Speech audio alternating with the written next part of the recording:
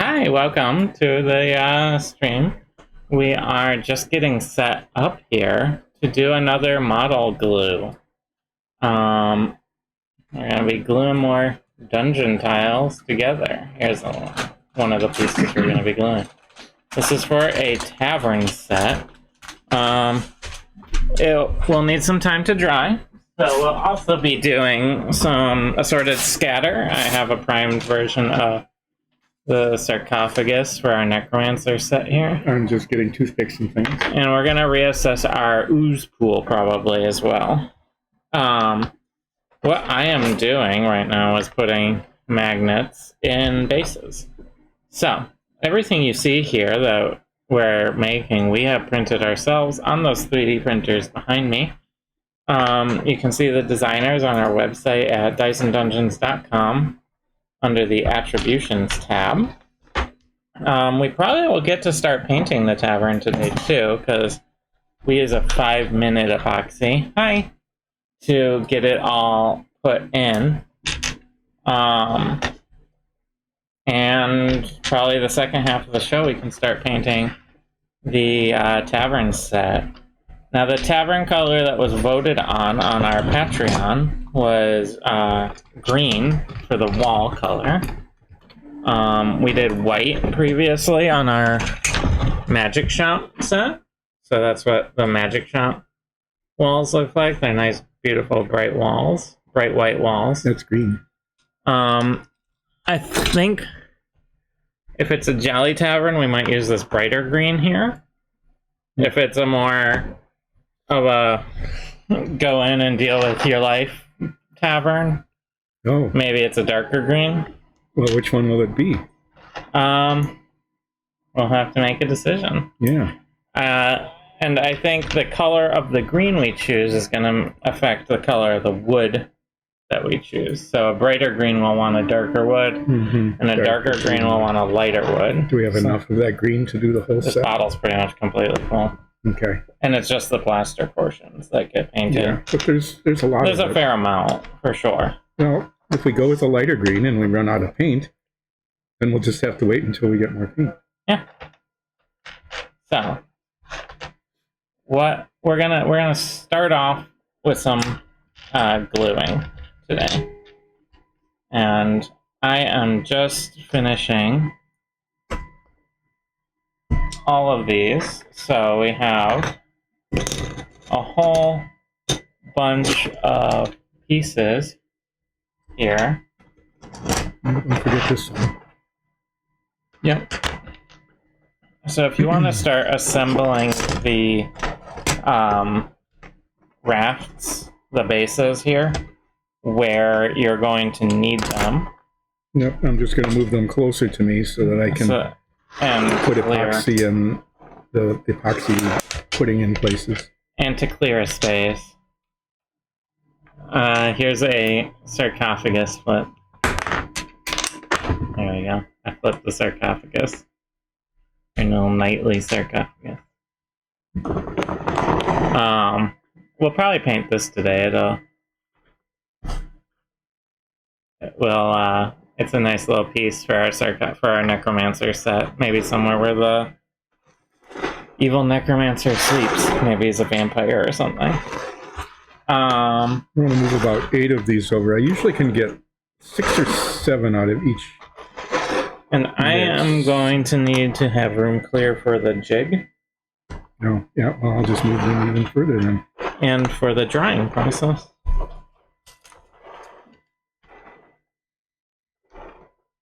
Keeping them somewhat separated. Did you bring my mug down too? I had set 2 out for it. Oh, no, I just brought a plain water down. Oh, I had some on the counter. That's alright. I can run up and get it. No, it's not a problem. It's just water. I can have some after we're done. Alright, and then I just need to get this big long one done. I have my camera a little pulled out today because we are looking at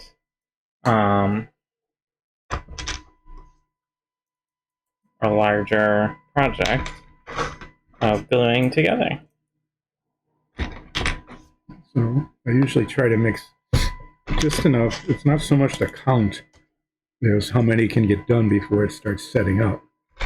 And once it's set up, well then you can't use it anymore. So I need to get my little area all ready to go. That will involve a couple changes here. I'm going to start with the corners because they're the hardest, and I always like to do the hardest ones first.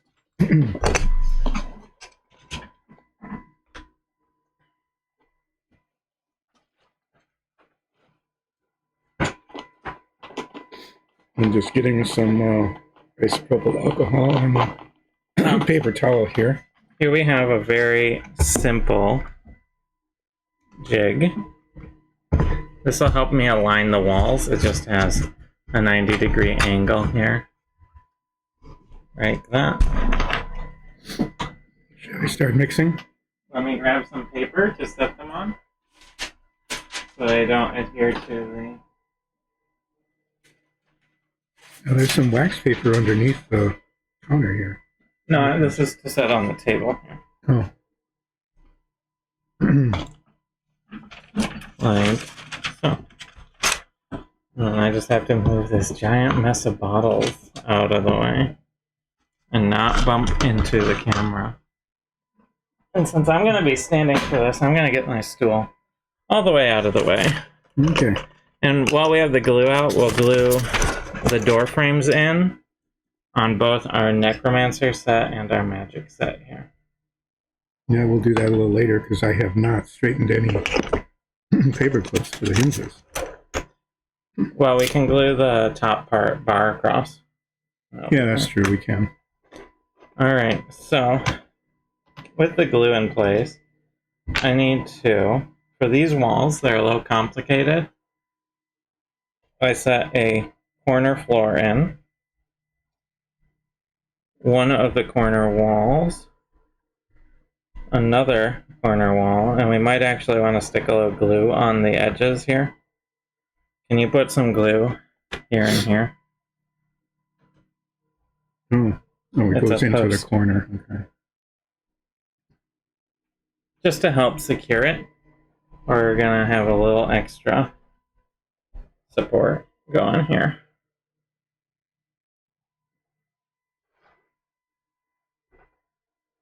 And that slides in like that. We have 3 of these to do. Okay. We're kind of working on a new system. I hope it works. That will make this go from 4 pieces down to 1 piece. And that will drastically improve the construction process. But we'll see how it goes. I'm going to leave that there. I'll put those there for corner adding. These are far and away the most complicated pieces in this set as it stands. So getting them put together quickly and first will be very helpful.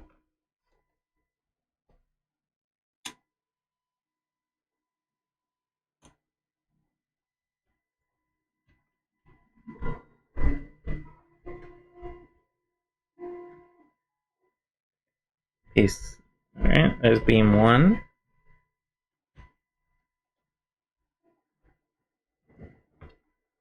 And then I'm going to just push them up against the jig like this to help secure them and get them lined up properly.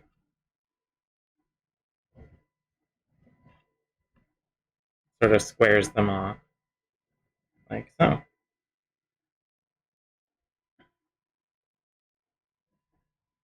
Should I do another base? I've got it enough. If you have enough for one more, we'll do one more. I can probably do 2. Alright. If you have enough for 2 more, then we'll do 2. Then we'll do 2.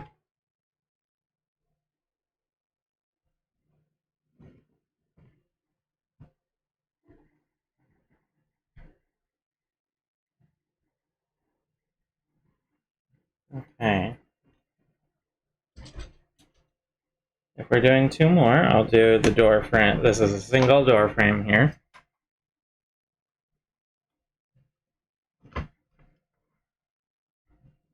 like so. Nice and squared and lined up. And if we have one more coming, I'll just do one of the plain walls here.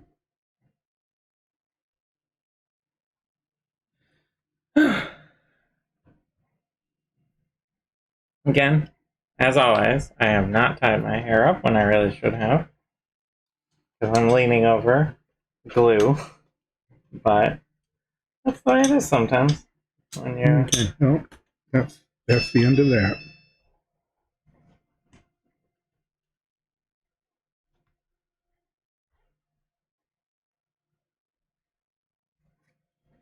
Alright, so we have 5 pieces here.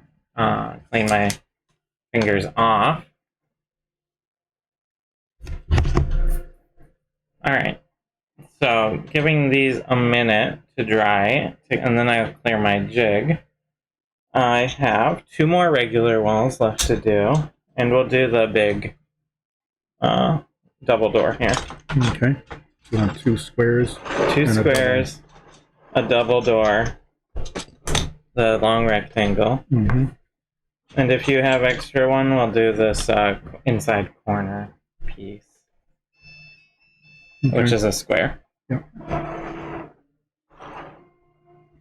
Sort of working from hardest to easiest. That's the way I like to do it. Did we just lose a bunch? Or? Yeah, it jumped out of the corner there. It wasn't the even danger of close working with magnets. Sometimes they pull each other out. Okay. You ready? Should I mix them up? Let me just set these guys off. I'm pulling them off to dry a little more on the paper, getting them out of the way. But now that they've set a little, I can move them without disrupting them. I just want to be a little gentle, that's all.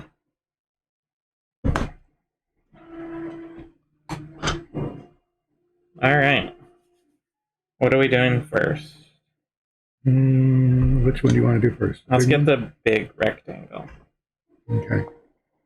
So the big rectangle will create a double door, like so.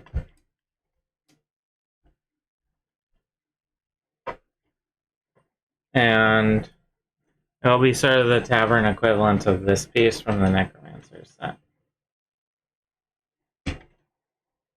Which we will glue the lintel on later. Because the lintel can just go on. Yeah, that's true. We can just glue them on the two, and then we can affix the... put the doors in. The doors on their hinges later on.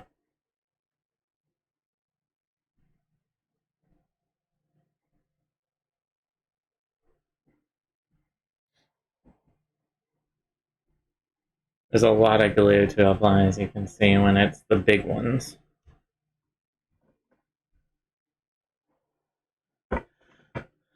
But this will be a lovely green tavern. Maybe it'll be called, like, the Green Dragon Tavern. The Green Owl Cat. Owl Bear. Owl Cat. Owl Bear Tavern. Or maybe the lovely moss. The Moss House Tavern. Get that all lined House out. of Moss. House of Moss sounds... It's a tavern run by a druid. Right? All the drinks are all organic. Naturally. Get it? Yes. Naturally.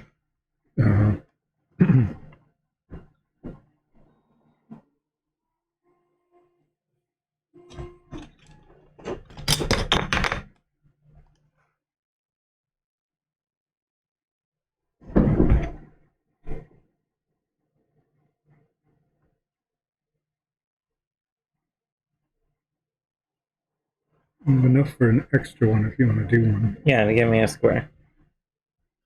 If we have it. Yeah, there's a square and then another square. Yeah, give me another square if it's an extra one.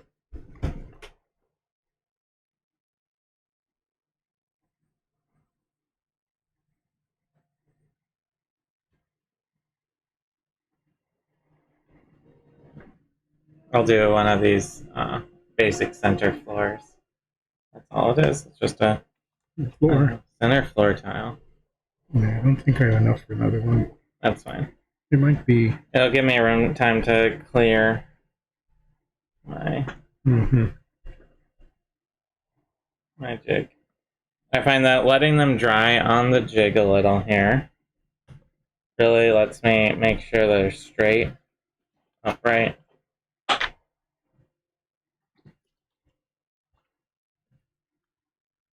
Gonna put a little pressure on this one because it's big and I want to make sure it's adhering all the way down.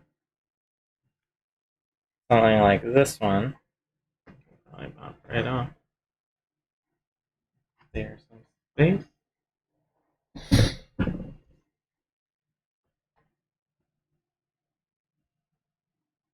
I'm not really getting ahead here, if you're wondering. It's just, as long as the stuff's not mixed together, it's no different than if it just stays in the tube. So, yeah, we use a two-stage epoxy, which is the epoxy itself, which is the glue, essentially, and a hardener. The two-part. You mix those two parts together. We should have 5 squares and two corners. If we can get through all of those, great. Yeah, I think we're going to be a little short. To mix another one. When you mix the hardener and the epoxy together, it begins the hardening process. In this case, we're using a 5-minute epoxy, so it takes 5 minutes to harden, but there's a bunch of different varieties of epoxy that you can use. Longer set times. I don't think they go less than 5 minutes. No, I don't think so. I mean, there might be some, but that would be, well, you're going to have to be really quick. Yeah, that would it's be... It's like you mix it right on the surface. Of what you're doing? I don't know if you'd want to do that.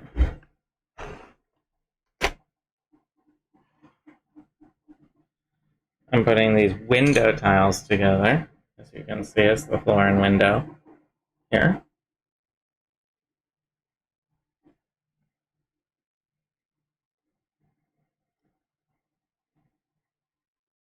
They're nice and quick. I'm actually ahead of you for once in my life.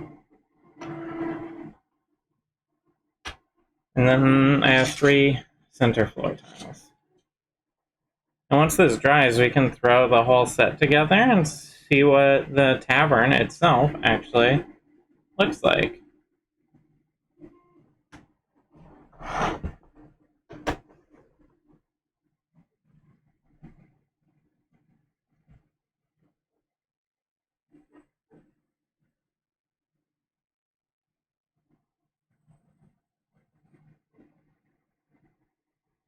Pretty exciting.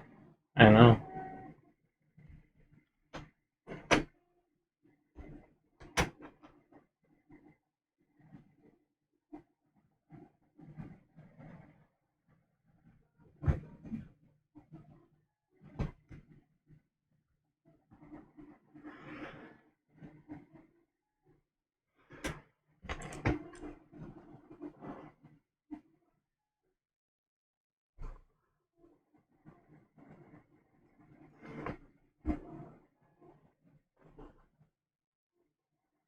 Alright, now we only have the 2 corner walls here.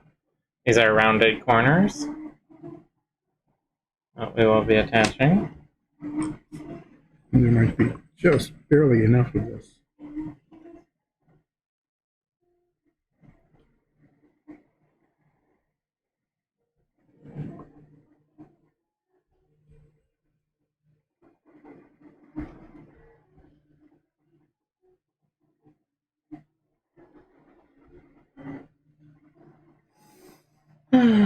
I smell like popcorn.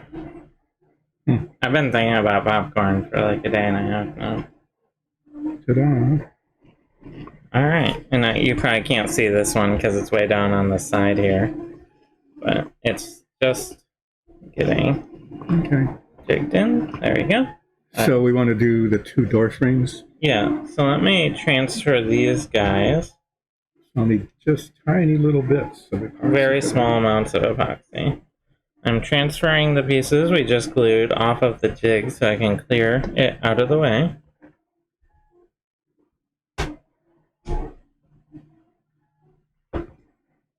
And I will need to clean my fingers. Yeah, if it's not enough, I can... No, it should be good.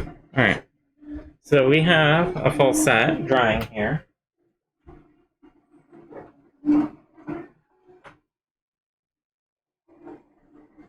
And now, just mixing up this tiny little bit. We're going to be gluing the door lintels, the top bars, on these two sets that we've done. So I'm going to set, we have these, a nice brass door and a nice rusty doors. One's Necromancer, one's a Magic Shop. I'm going to be setting these doors to the side because we don't need them yet. I'm going to pull my chair back in. So, just to talk everyone through what we're doing, we have this door frame, and this is a lintel that sits on top and will help hold the hinge for our door in place.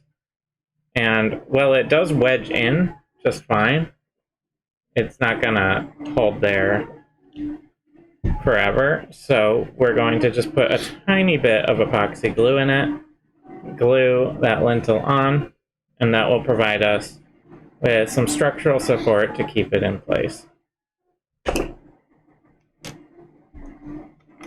The same with this, it's just wider because it's a double door. It sits right in there. I'm not getting too much on because we really don't want it. No, you barely need it. You don't want it to show on the top. Yeah, you don't want it to ooze out or anything like that. So I'm just getting it right in that little in-between spot there. And the main thing, because the height is set, is making sure it's not askew forward to backwards. So once that's in there, I'm just going to set it to the side. Afterwards, we'll have small wires that will run through the doors to create the hinge.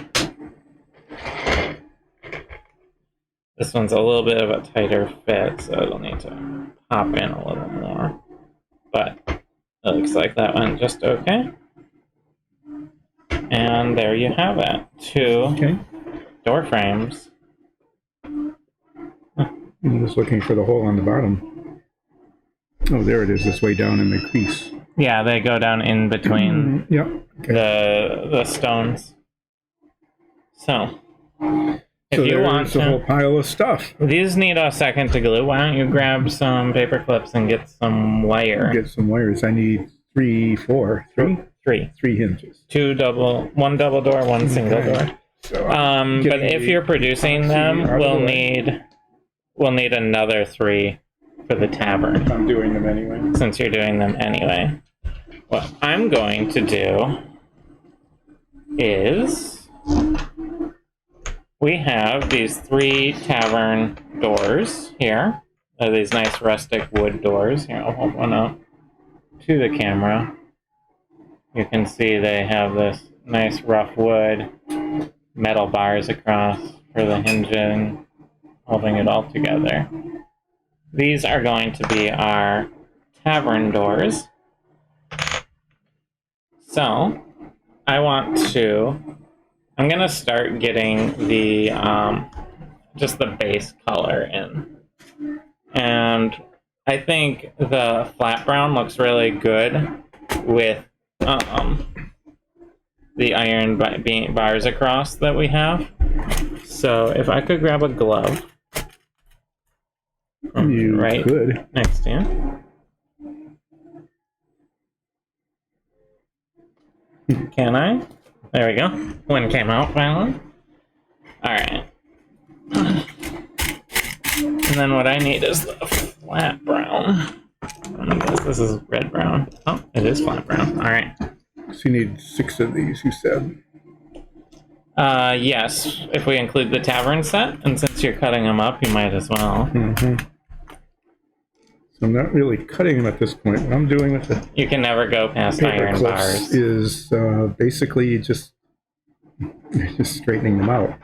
So I uncurl these, uncurl this, and we leave this bit at the top as a handle.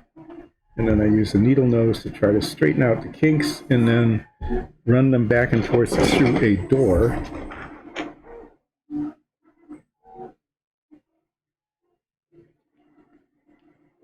To straighten them out even more. So there's a bend there, get that straight, go to the next bend, get that straight, go to the next bend, get that straight. I am just gonna throw some brown on these doors to get them started.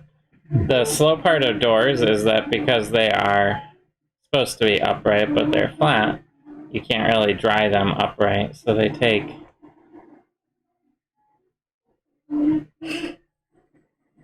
well, you're gonna have to talk to our DM about trying to get past iron bars for 30 minutes in real time. Well, I'm hoping we do that soon. I was thinking today what would be the most disappointing thing would be in life or what? No, in the Tyson Dungeons campaign. Oh. Is to come upon a set of iron bars, pull out my raven bar, say I am going to try this thing open, and then it works. And then I move it barely at all, and the bars just go flying. It's like, no, that can't happen. Like they just weren't really even set in properly. Yeah, or they're just failures. I mean, it would destroy the whole idiom of the show. Of wasting a bunch of time trying to open get through barred gates. We have never gotten through bars. We got through one when we raised the bars. Yeah, but I've never been able to break through. I'm getting a door. For testing. I get all the doors because they're sometimes the holes in the doors are specific needs to a little sealed, and they have to be like pushed open. So this is not only straightening out the paper clip, but it's also making sure that it goes through the door before we attempt to put it in its frame. Like this one is not going through, so we'll have to do some more straightening. There we go. Sometimes also paint gets into the hole that you have to clear. Or the printing is this tiny little hole inside the door, and sometimes it is less than perfect. So usually they go much more easy. There we go. And then it rotates on that. It is rusty, so that might be why it's a little hard to work. Right. So there we have a combination of things that at this point mostly are working.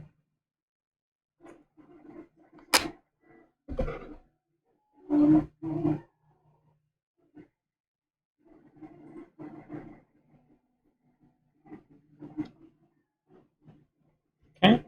I'm getting through these doors. Well, half of these doors. So I'm doing one side here with the brown, and I'm trying to hit the top two of the other sides, the top and bottom. No, this door is like the worst door I've ever done. With. Yeah. No, the curved doors, the curved top doors were worse. No, those were pretty tough.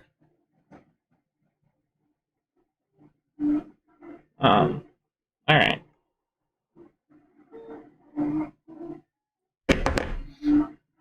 This is a recalcitrant door.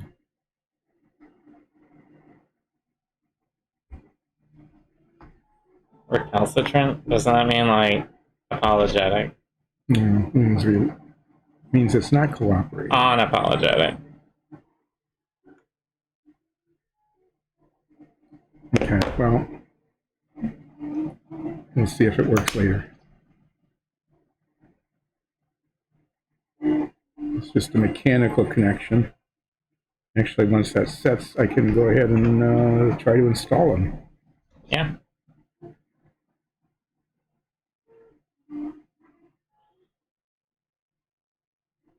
Might as well. Might as well get it done.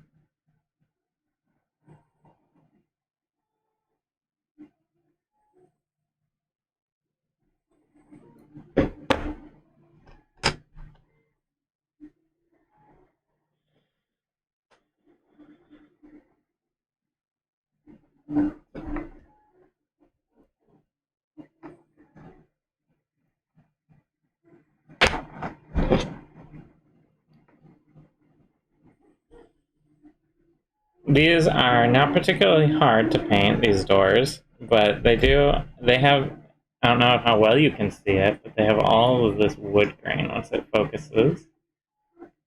All of this wood grain built into the model, and that actually, to fill all that in, it basically doubles the surface area of the model. Because for each, like, centimeter, it's gone up and down like a whole nother centimeter. So it ends up taking a bit more paint than you would expect to get full coverage on one of these doors. And then I'm going to just hit the bottom here. And go on the top here.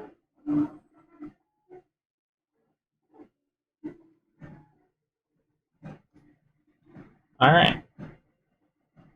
So, wash my brush off. I don't need any more brown paint for the moment. These are probably getting close to dry. I'm going to give them a little bit longer. And what I think I'm going to do is start laying in the groundwork on a test while everything is drying. I have this spell circle, and I've been pondering how to paint it. So what I think I'm going to do is try and lay in all of these inset lines with color first, let that dry, and then dry brush or some similar technique adjust on the surface here of the spell circle. It's very complicated. I don't know. It's going to be an experiment. Yeah. It's sort of a bonus piece that goes with the magic shop. What do you think? Turquoise? Yeah, for the underlayment. Yeah. Yeah, so you're just going to paint the whole thing. I'm not gonna intentionally paint everything, but it's gonna mostly be painted because I'm gonna be trying to work it into these grooves. Right. You know, if I don't paint the entire top, that's not my goal. I just figure I probably will paint most of it. So. Yeah, the alternative would be to leave the sigil markings black and just dry brush over the top of it. It's just kind of boring. There it is. So what I'm doing is I'm trying to just work this turquoise paint. I'm using these very long, thin bristle brush here because I'm trying to work it down into these grooves. And I don't really care if I get it on the top right now, because the plan is, at least, to go over the top really lightly so that it doesn't sink in to these cracks.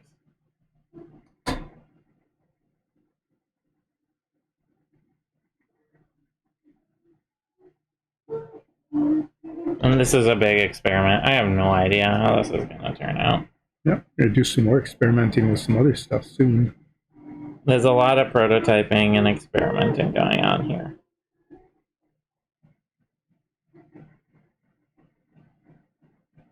This isn't particularly hard, what I'm doing here at this moment. And I would like to try and aim for basically things we can do that aren't extremely time-consuming or taxing, but have a nice outcome.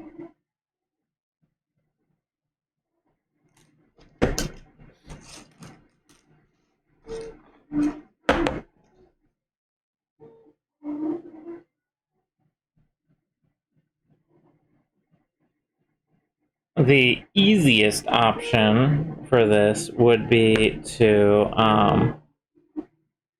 try and paint the whole thing and then use a wash to try and fill in the cracks. And that might be a better option than what I'm doing, but I want the color to be fairly saturated in these cracks, and I I worry that just using a wash will just look sort of faded. Yeah, it'll look messy too, because the wash will be all over the surface. Well, you could drop it in and dab it away very quickly. Mm-hmm. But you will invariably get some surface things that you then have to touch up and cover. So it's not the ideal method that I want to use here. So these are the extra 3 for the Tavern. Tavern. There's 3 doors in a tavern? There's a double front door and a back alley door. Yeah, back alley. You have to have a back alley door in a tavern. I mean, you just do, right? Kind of the rules, yeah. Okay. So this, I'm assuming these, they have to go out like this. So the door will fit in there like this. Then they will open to the inside. So let me see if I can get one in here with these wires that just are unhappy today.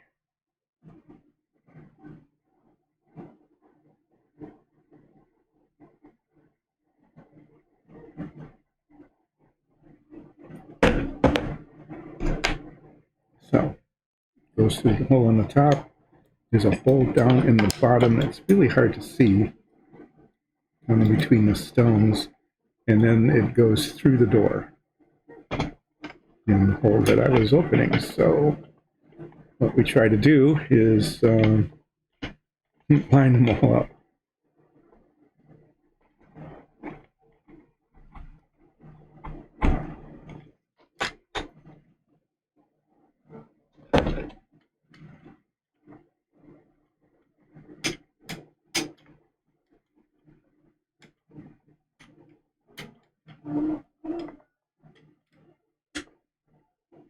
And then push it down in, so it's more or less secure. The door opens, and what happens is just crimps the top. Cut it off. And I'll do that a little later, about a quarter of an inch up, and then crimp it down to try to hold it in.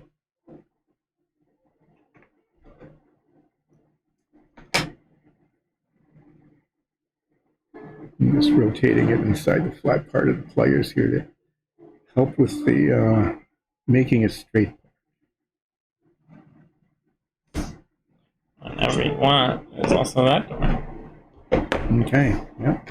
That'll be the next door. Huh. Once I get these spell circle lines in, I think the tavern should be dry enough for me to assemble it and see how it looks.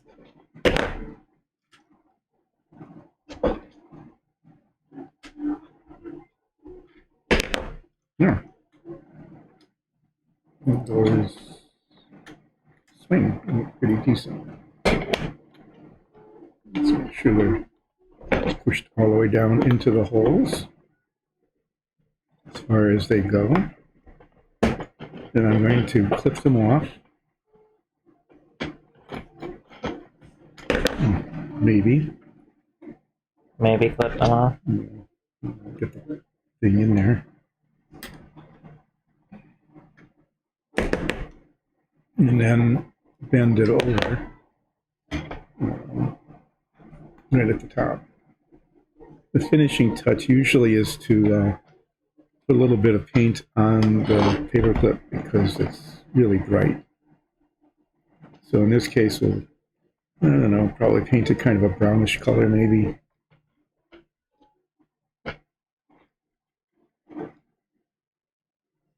We want to have it be as low and invisible as possible, but there's only so much you can get away with.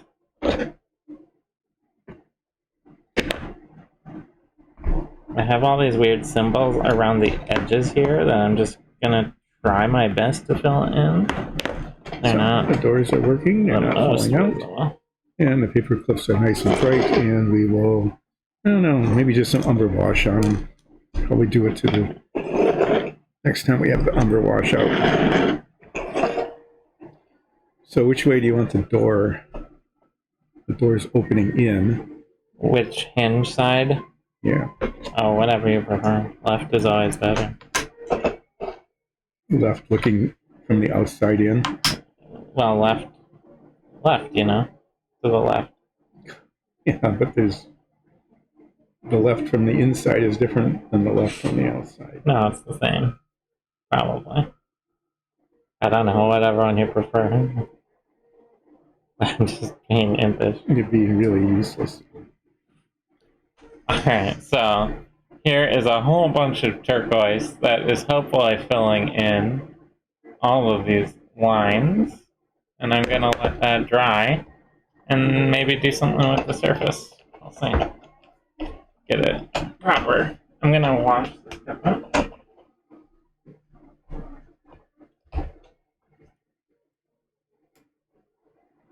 So this is going in on one of the two lefts.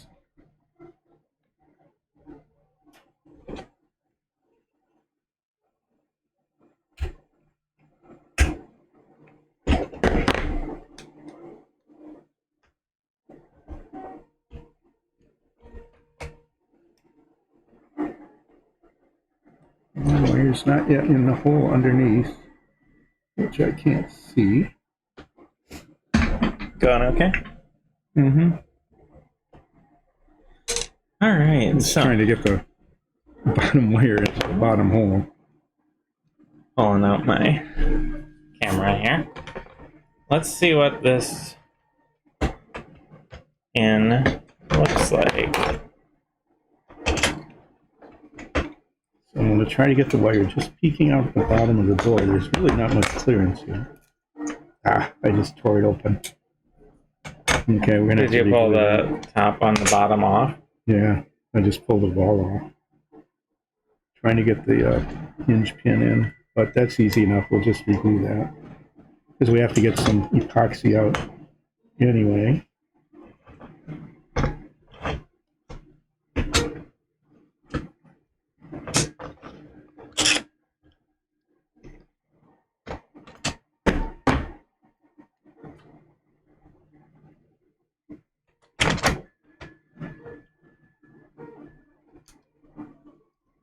This door might end up opening in the other direction.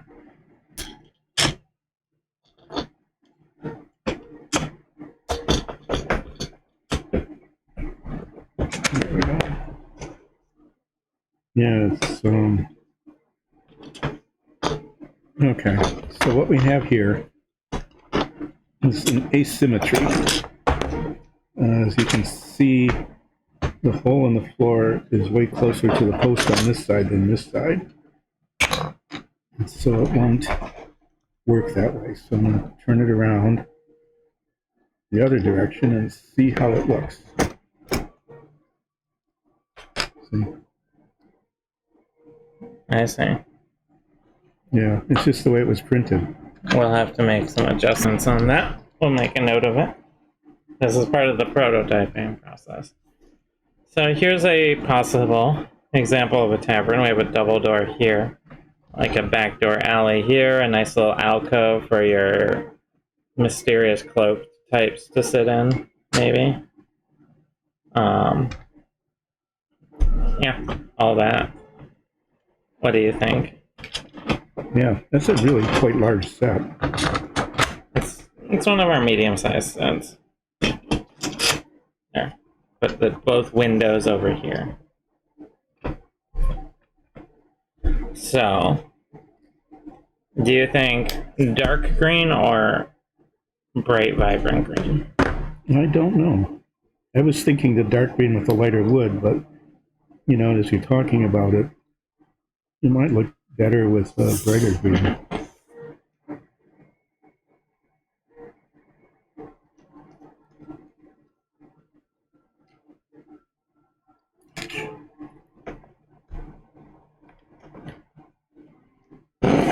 Yeah, see this just because it's off to the center side. slightly. The door won't close. We'll have to make some adjustments. So what to I'm that going to do is, what we're going to do to make the adjustment is I'm going to get out a tiny little drill. And put a new hole in. And just put a new hole in, yeah. Okay. I'm gonna. So we're still wanting this to open in. Yep. But hinge it on.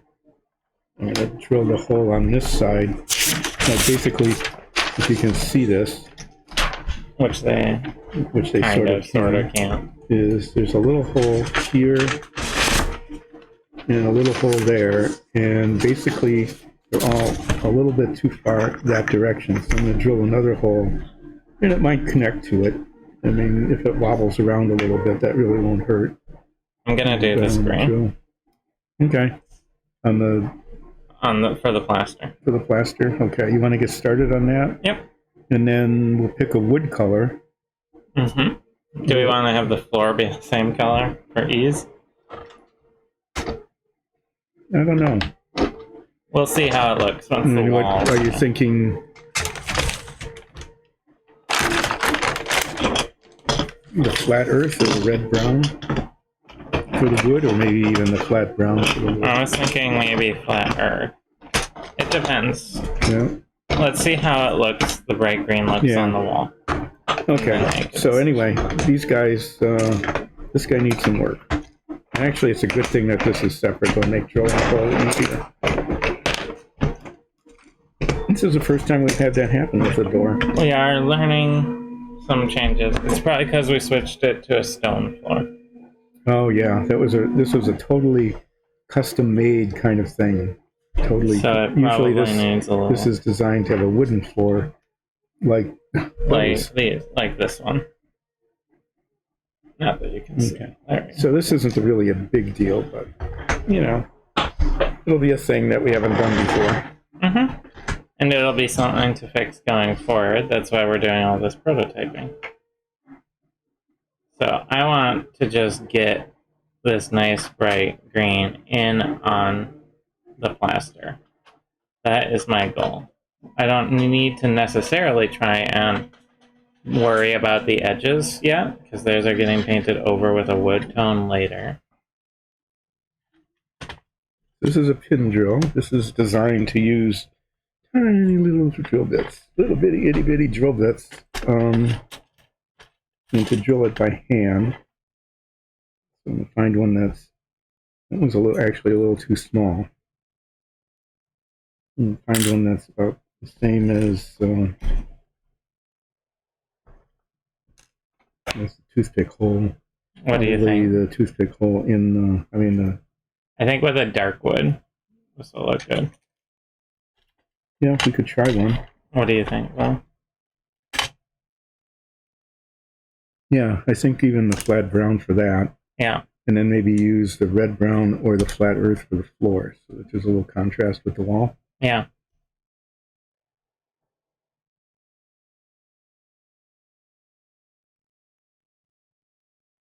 I always like tavern names in D&D because tavern names are just the adjective noun.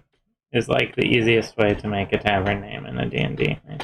You can sometimes do like the oak and barrel, or the apple and pig. You can do two noun and noun. Also works, but I always like the classic adjective noun bar tavern name. And I feel like this tavern that I'm painting here is called the Lucky Boar. What do you think? The Lucky Boar. Well, better that than the Unlucky Boar.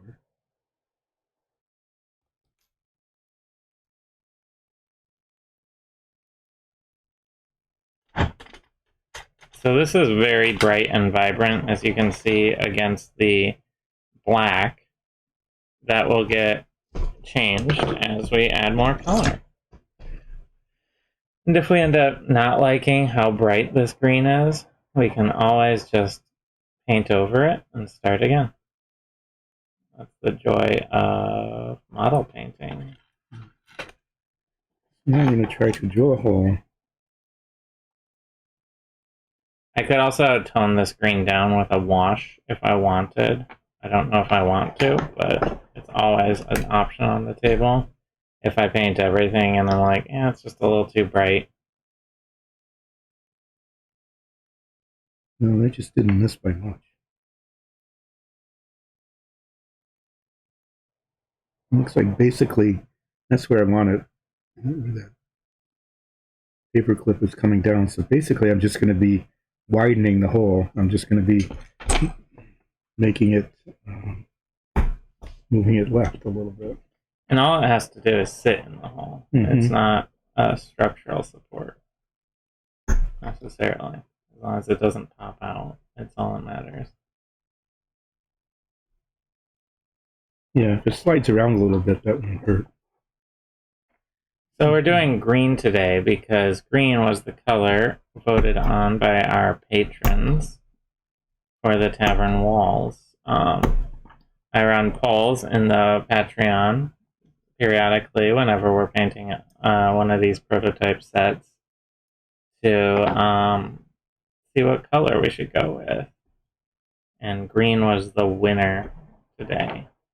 So, if you want to have a voice in things we might paint next and have access to behind the scenes footage, all sorts of stuff, polls for other shows, things like that, you can even interact asynchronously with the main D&D stream, where you can suggest what Dole is up to when I call him in game.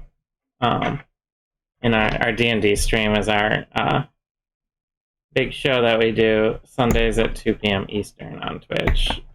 But check out our Patreon, and you can get access to things like the polls as they come up in order to help us decide what we paint. And that's at patreon.com/diceanddungeons is how you can reach that. Yep, and we appreciate any support that you can give to our Dungeons and Dragons campaign, to the painting show, or to the live streams that you guys do. The video game streams, Video games, yeah. We so the same Patreon supports all of those. So yes, it does. So anything you like doing, if you want to support us, that's the best way to do it. Otherwise, yeah, we're going to be gearing up for the Witch Queen expansion in Destiny here. So we might be doing some extra video game streams when it releases next week, I think. The 22nd. A week from now. Right? I don't know. The 15th, that's 7 days. The 15th? It's the 15th now. Yes. It releases on the 22nd. That is. That's 7 whole days. That was really good subtracting. I added 7 to 15. That was really good adding. I would have done it the other way, but either way it gives the same result, so it must be right. Yeah. It's exciting. We've been longtime Destiny players, and having a new expansion coming out is very fun. So check that out as well. I think we'll be streaming Destiny tonight. We generally start at 9 p.m. Eastern and go till about midnight. Drop something? Yeah.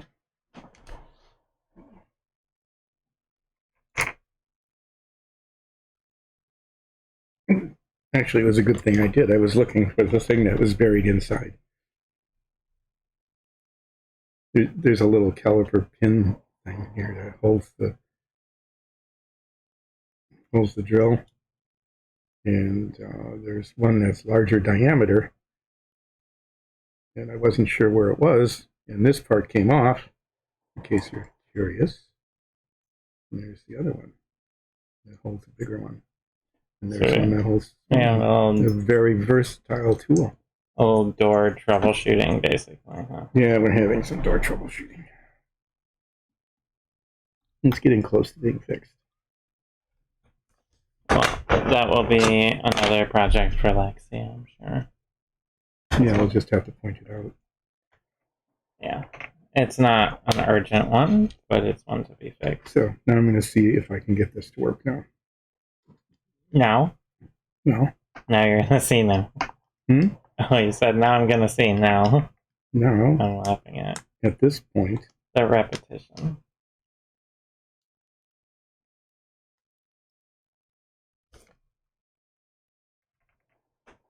Put this back through into the expanded hole in the bottom. And if we can get it to work, then we'll glue that back together the next time we have some epoxy out. Or just even before that. Okay. These are very vibrant green walls. I think they're going to look nice with a dark wood next to them. Is sort of what I'm thinking. There's an opening door. Don't you think? Oh, very nice. Yeah, that's going to look good with dark wood. It looks like a little bit of a minty nightmare right now. And it's just against the black. I will... the unpainted primer. I'll be able to start working on that wood. Oh, why don't we glue that back? Why don't you glue that back on? So it's fully complete. You can do that too. It gives the paint more time to dry anyway.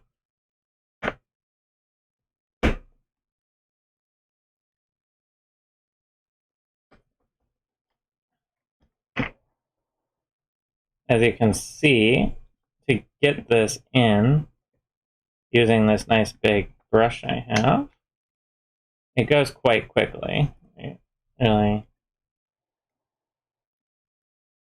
drops in alright.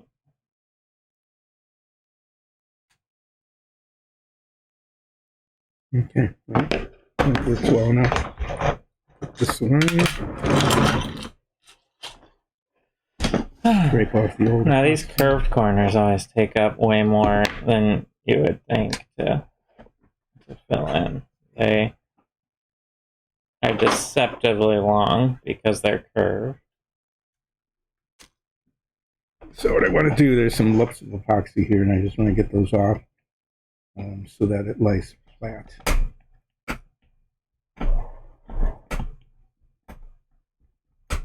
And that little green thing's going to jump out and attach itself to the blade. There. Oh, the magnet. Well, looks like there's epoxy in the hole. So, oh, there it is. Now they're sticking to the magnets that are inside on the other side. Just explaining what's going on here. Is there anything else that needs to be epoxy before I mix up a tiny dot of it?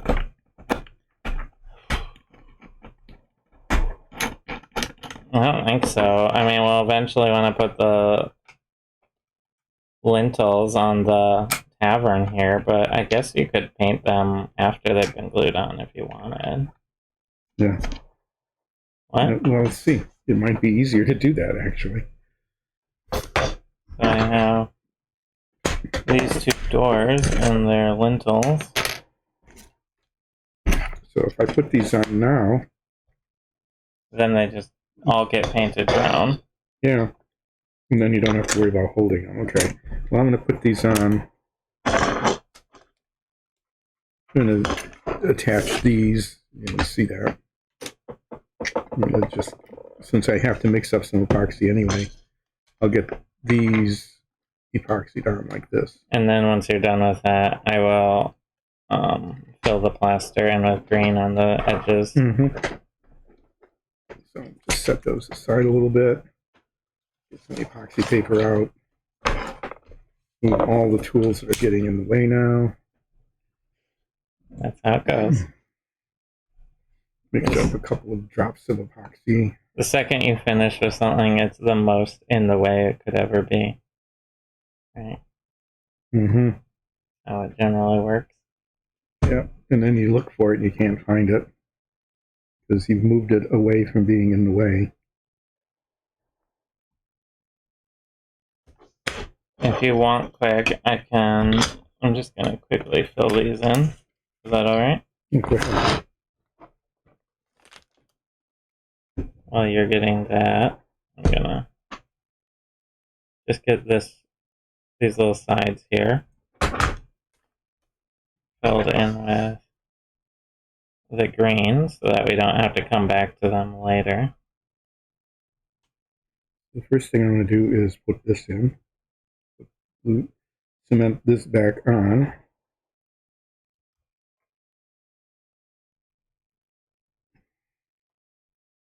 And the door was opening in, correct?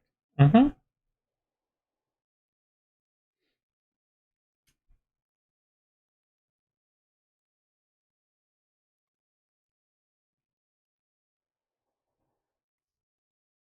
Just be a little careful of the wet paint, but This needs to go on.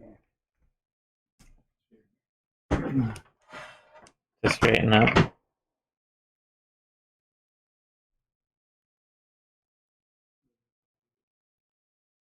Alright. I am popping the green inside these little crevices. There's not a lot of plaster on this door, but there is a little. Like so. And just like last time, we'll just be putting a little bit. There. Be careful of the green because it's wet, obviously. Mm-hmm. I'm sure to stick my fingers in it.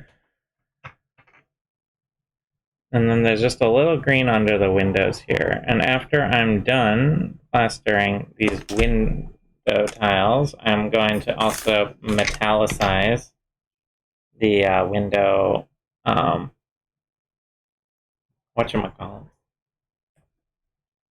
Crosses. Pane holders? Mullions. Whatever, the thing that holds the glass in.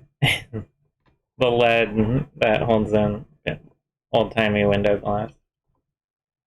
Right. So you want to check those, make sure they look good.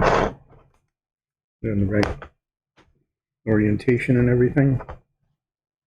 That's good. Okay.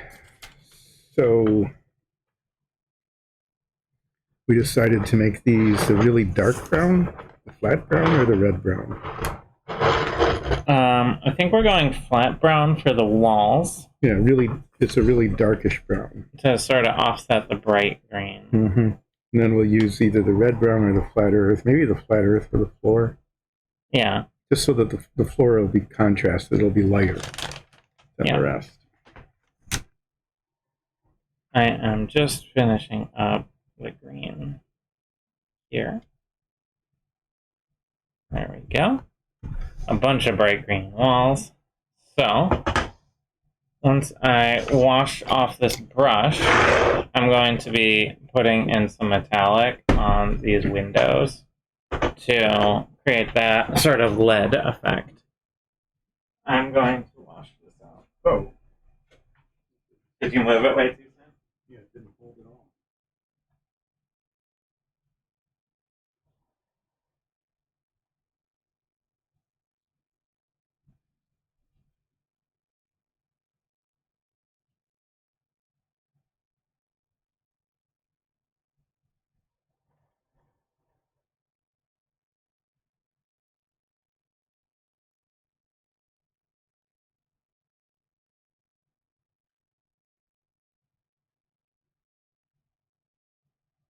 You gotta give it the actual 5 minutes.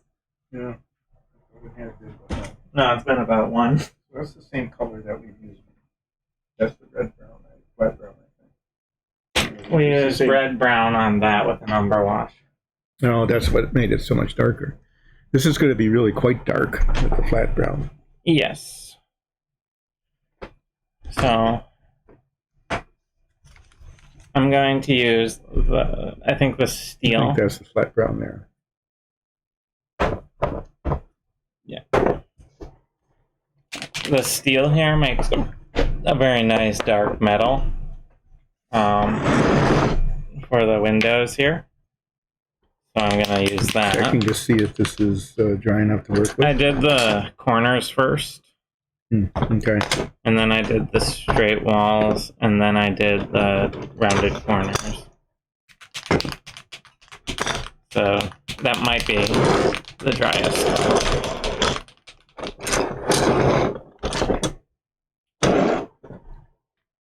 Yeah, there's just a few spots where it's where the paint is kind of heavy.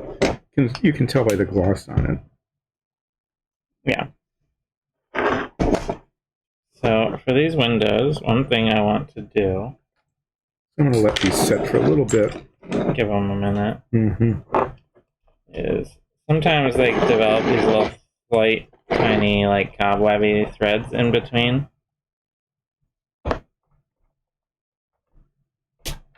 Do just one little bit of touching up something thing here.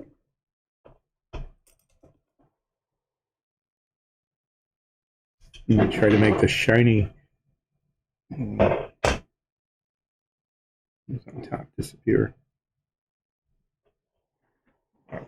So what I am doing is laying in this steel silver. It's fairly subtle, but you can see how much it brings this black to life.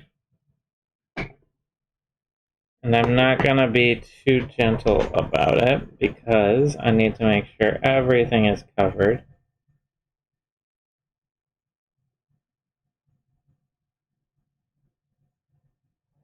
Going in each of these sort of panes and swishing it around a little to make sure it's getting in. Okay.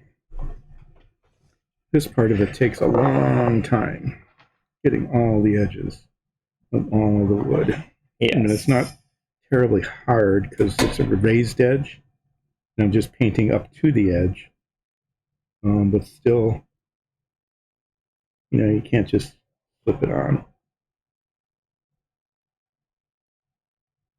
So this is what makes things like the Magic Shop and the Tavern kind of take a long time to finish. And then there's a lot of wood grain in the wood. So I'm going to keep just using the small brush because I have to get the paint into the grain. I'm going to paint down into the floor, which will be a lighter brown color. It's important for the tavern to have a lighter color so that all the liquor stains and the spit and everything and the blood show up on it, Yeah. In the Lucky Boar. Mm-hmm. That's what I've decided this tavern is named.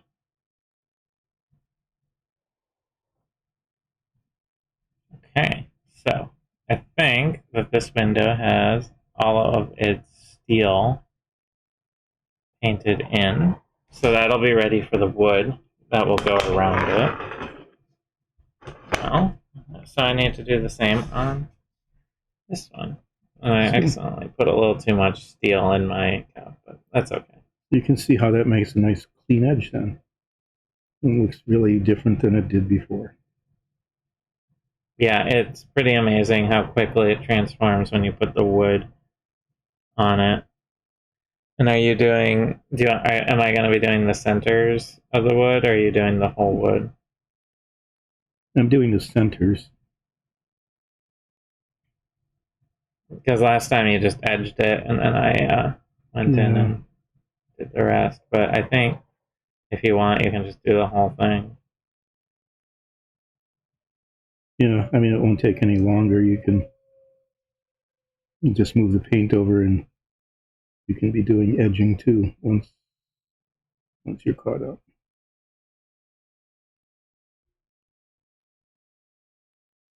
I'm not doing the sides and the top. I mean, the very edge, these outside The edges. outside edges, you're just doing the front and back facings.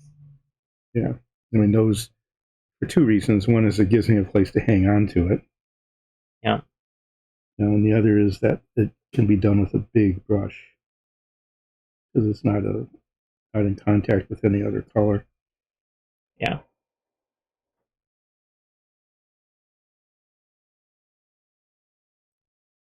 Yeah.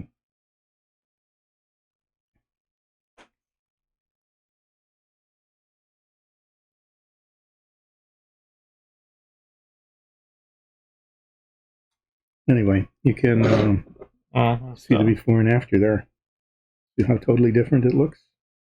Comes out pretty cool. It actually looks nice and, I don't know, it has sort of like an English tavern vibe, right? Mm-hmm.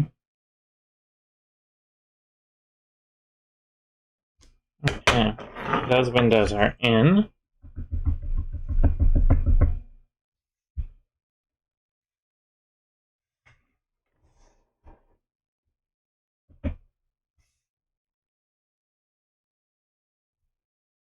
If you want to give me some flat brown, I can also You can use the jar, and then just like we did last time, shake it up shake it up periodically to give me another cap full of paint.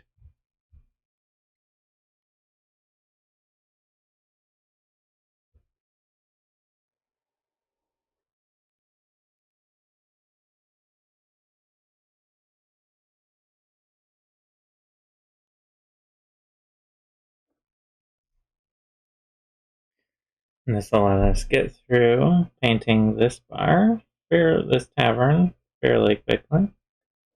All told.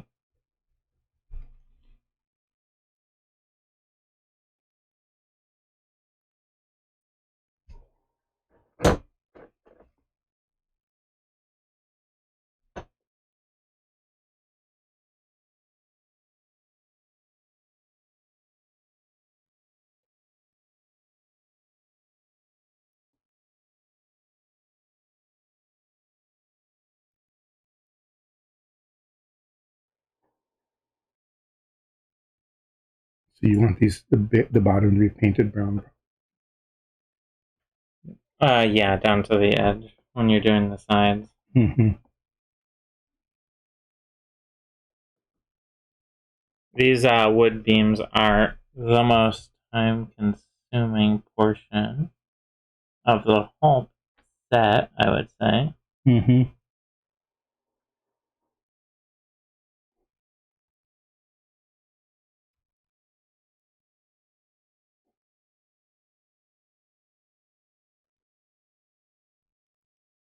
But it is quite transformative once you get them on.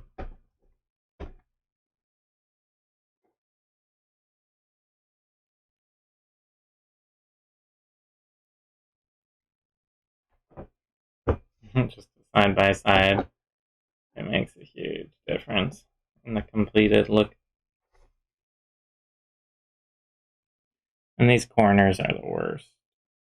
There's just so much surface area, and it sort of blocks itself from being painted a little. You know? Yeah, the inside corners. Yeah. Well, the outside. The whole corner piece. The corner tile is just, it's a little hard to paint, but not that bad. The windows can also be quite a bit, because you have to paint around the frame. The metal frame that I just painted in.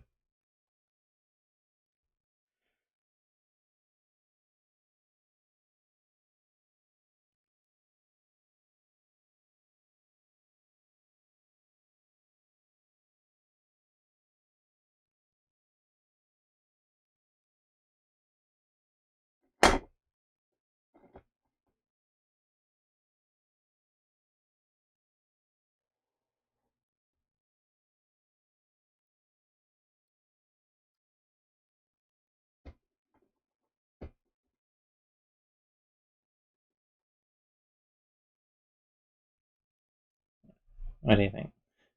I got the inside. Mm-hmm. It takes a lot. Yeah, the inside is.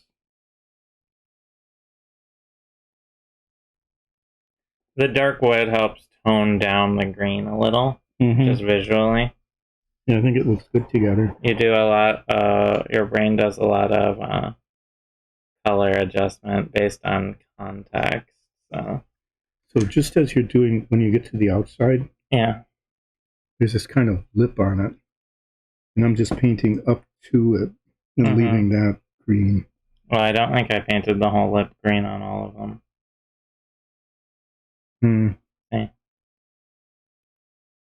Okay. Because I painted them wood on the other ones. So On what do the you want me to magic do show. with this? Can you just put a light amount of wood I can put on a the light. lip? Yeah. Because that's what I did in the magic show.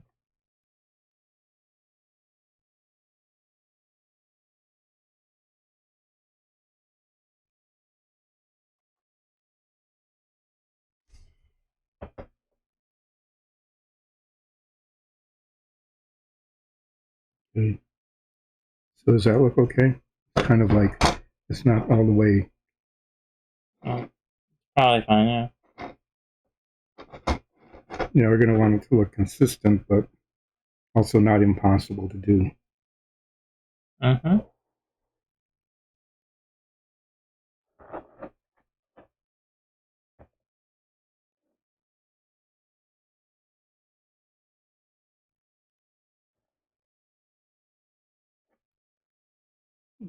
I can do it like that.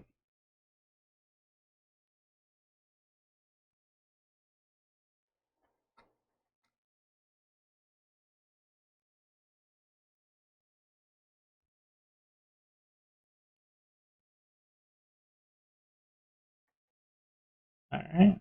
Getting along on. Whew, these corners do take quite a lot to do. Luckily, there's only 3 of them.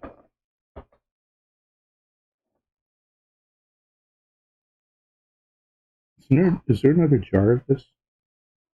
Of the flat brown? Yeah. I'm not sure. Let me look. Because it dries out in the bottle cap pretty fast. Yes, it's a new one. So I'm just going to give that a really good shaking. And, I'll have 2 of them open at the same time. But So I just did that for the lip. Yeah, okay. Does that work? Yeah, that's kind of what I ended up doing. So that'll be fine.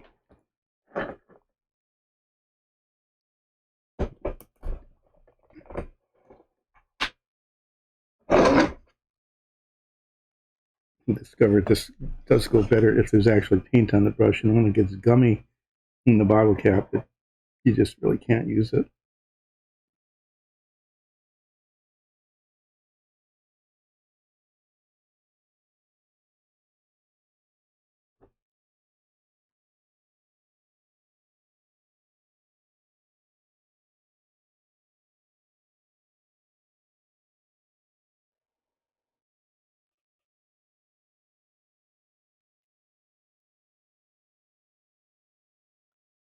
Trying to get through these most tedious pieces first.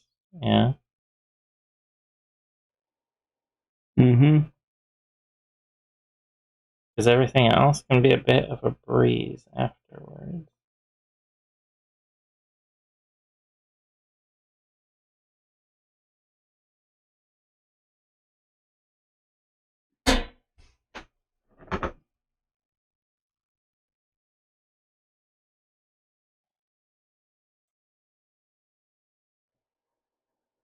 So I'm saving some of the bigger areas just to be finished off with a bigger brush a little bit later.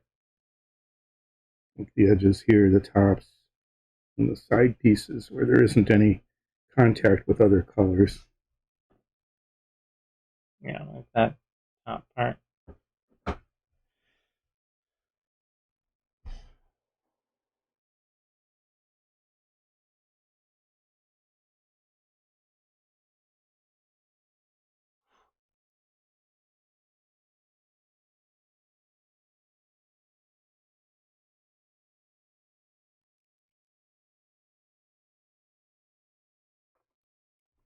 I feel like I did not get the music started this whole time. Mm-mm.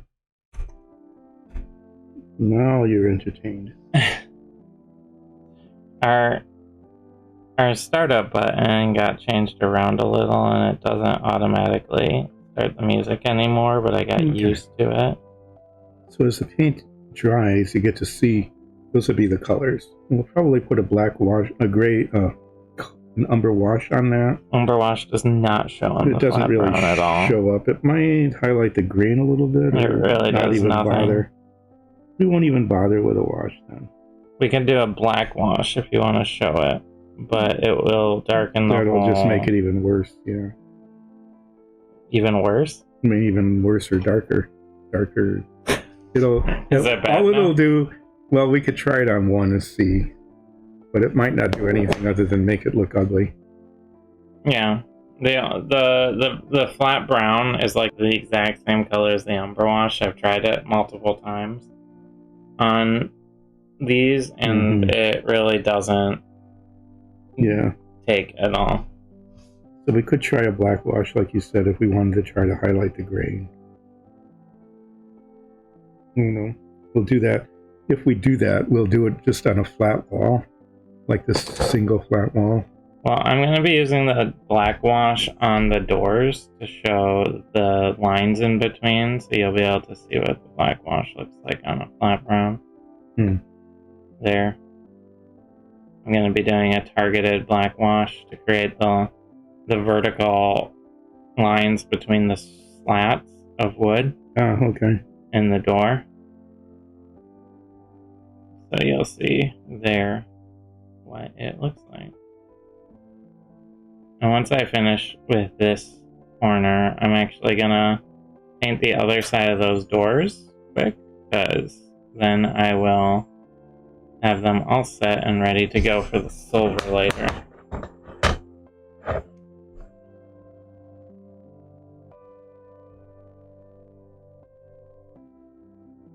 gonna paint the top here.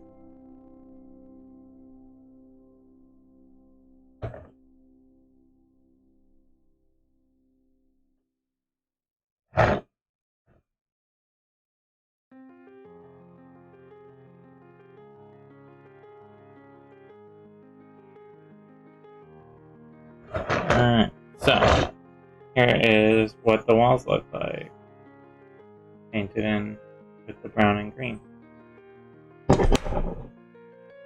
So I'm gonna grab these doors, had time to dry. So you can see there's these vertical slats that I'm gonna be putting a tiny bit of black wash in between each one to fill in. But for the moment, I'm going to get the other side painted on. And these two, the left and right sides of the doors, on the inside.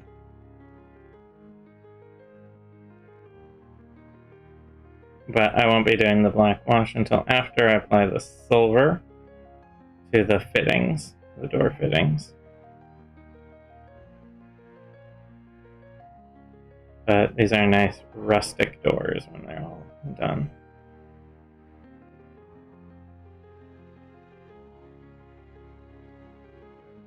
Yeah, there'll be a little bit of green touch up in a few spots. Get one side there. Flip it around. Get this side nice and brown. There we go. So that door has the brown base coat. I have two more to do like that. And then once they're dry, I can tackle the metal on it as well. So I figure since I have the flat brown out and it's a multi-stage drying process for these doors, might as well get on to the next stage.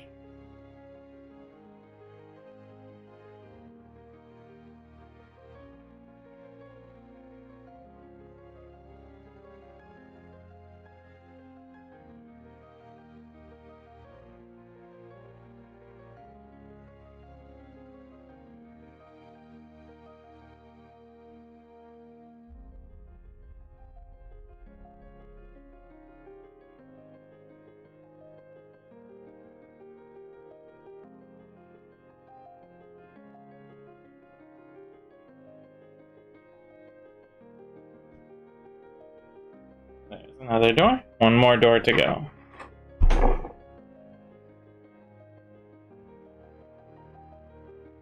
And they're letting us get through all of these taverns. And it's 4:30, so we have another half hour. I don't know if we're going to get to washing, but we might get pretty far on getting all of the base coat in. And there'll only be limited amounts of washing, probably mostly the floor. And some details on like the doors and stuff. Mm-hmm. So that won't be too bad. No, actually that brown looks pretty good with the green just as it is. Once it dries and sort of mats in a little. Mm-hmm. Alright. No. I did get a little paint on my fingers doing those doors. And by fingers I mean glove. But I don't want to track that green all over. Or that brown all over on green. So I'm just gonna sort of wipe my gloves down a little bit until it's dried off so that it won't leave marks. Okay, you're tackling that corner. I'll tackle these door frames. Okay. These are a little bit of a pain. What were you saying? We'll just keep plugging away at it, see how far we get today. Yeah. I'm guessing we'll get all of the wood framing on and the floor base coat put in, so I'll have everything base coated. That's where stucco walls look really good, but they take like way more time than just plain stone walls. But they are impressive looking. Mm-hmm.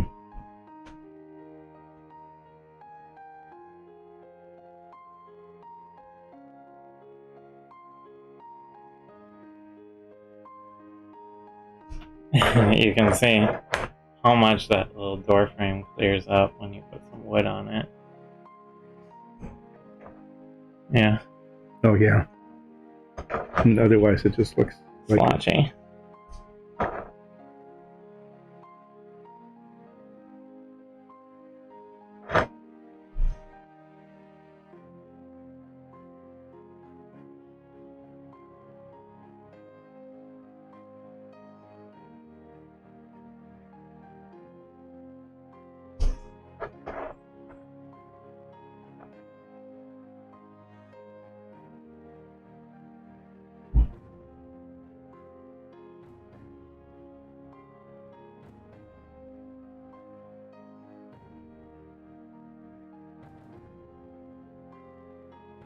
I think gluing the lintel on before painting is a pretty good idea. Yeah, actually, you know, you don't have to do it in like two or three steps. Because it's suspended both the top place. and the bottom.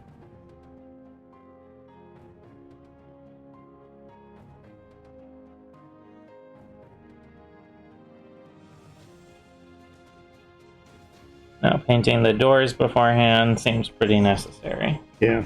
So there's like the painted side, and there's the wood painted side. Not bad. I'll sort of set it like that in order to do the next side.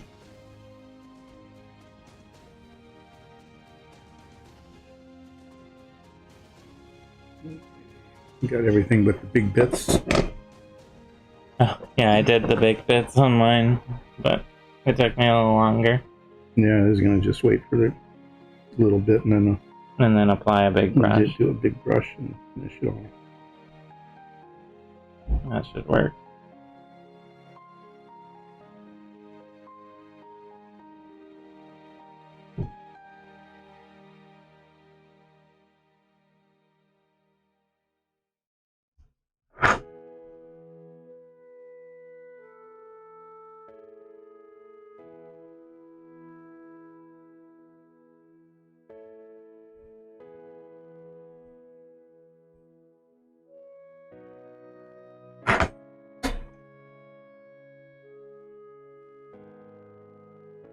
I just moved that so people could see what I was doing. I need to brace it on my knee here. Oh. Yeah. Make sure you're always painting in a comfortable way so you don't cause long-term damage to your body on your back or anything like that. Whenever spraying anything, make sure you wear a mask and are in a well-ventilated area so that you don't inhale fumes.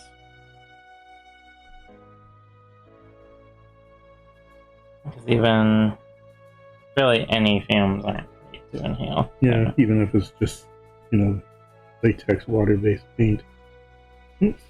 It's so bad. Yeah. So, always have safety first in mind whenever you're working on anything like this. Especially when it comes to aerosolized things. Yeah, because it's not the propellant necessarily. You should honestly be wearing gloves. But, to each their own. As long as you don't stick your fingers in your mouth, you're probably fine.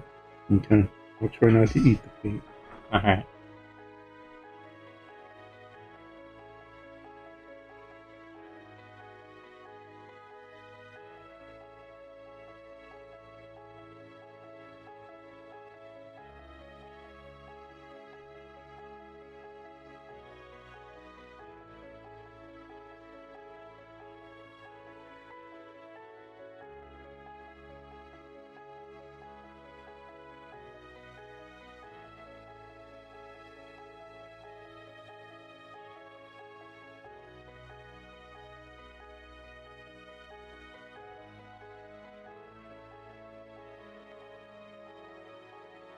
These door frames do take a little bit.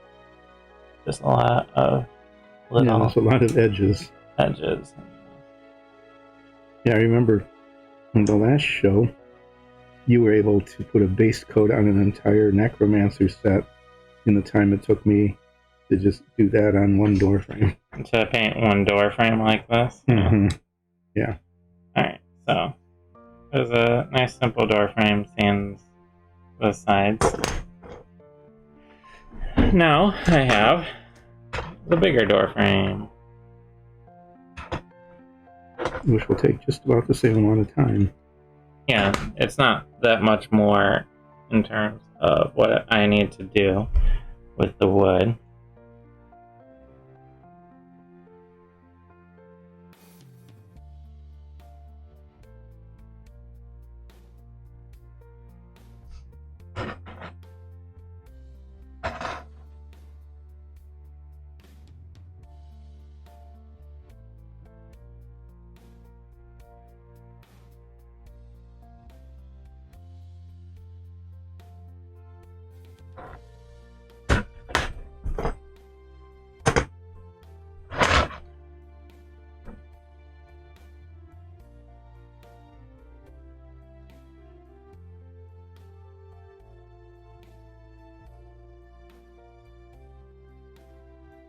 Quickly putting a coat of paint down along the bottom here.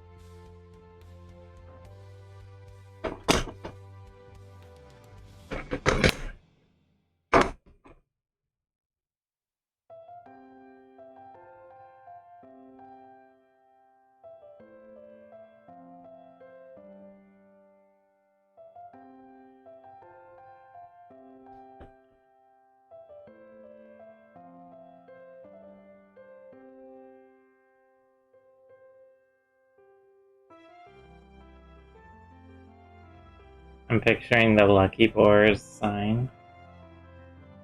It'd be a boar standing there surrounded by like arrows that have hit the ground.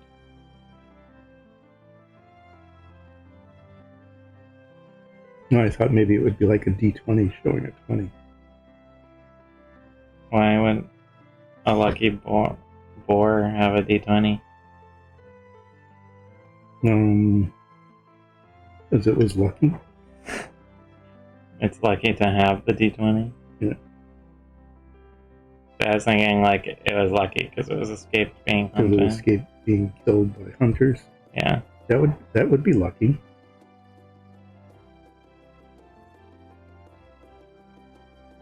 Okay. Well.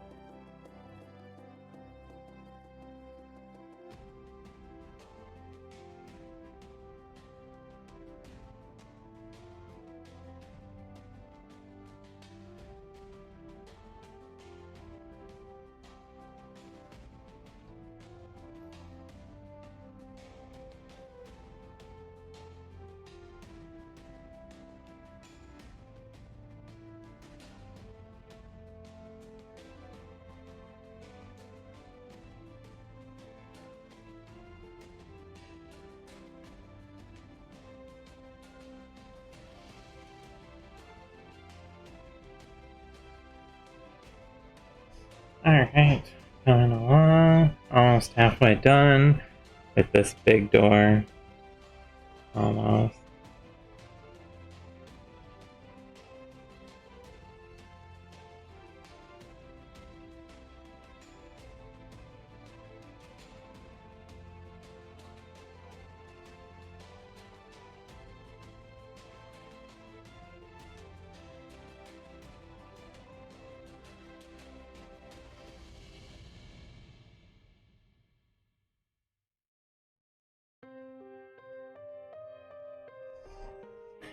Beautiful. Yeah. Let's be. Yeah. Halfway. So, here's our double door on one side. I'll have to do the other.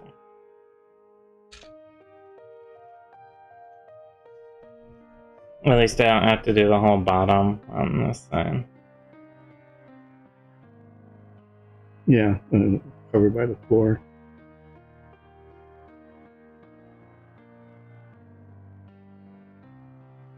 I'm sure there'll be a miner running through and touching up the green and little spots here and there, but honestly, on the mage that we did, it wasn't so bad.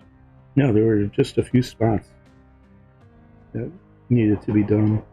Probably do green touch-up as like the very last thing after the floors are done. Mm-hmm. Yeah, other than a light wash on the floor, I don't think we're going to be doing all that much washing. I don't think this is like a super dirty bar where like the walls are covered in filth, right? No, it's lucky. I mean, we could make one like that sometime.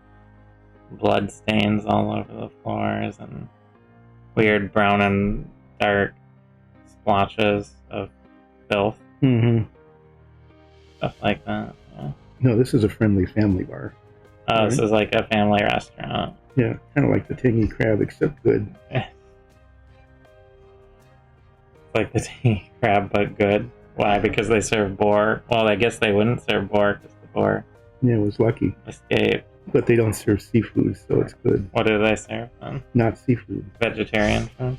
Well, vegetarian and maybe Cheese balls? maybe unlucky marshocks. Unlucky marshalls. This is a northern up in the wilds. No, it could be anywhere. They might import it as a delicacy. Imported marshal. Mm-hmm. You can't get that strong, muddy flavor just anywhere. Right? No. You have to get the real thing magically preserved. Yeah. So there's a frost whole spells. Yeah. Okay, just the big edges there.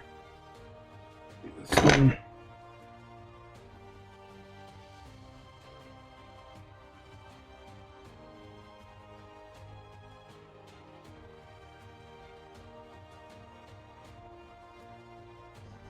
There's a couple touch-ups needed on this one. They're very minor, though. Yeah, there's just a few spots now and then on some that I've been doing. But it's coming along.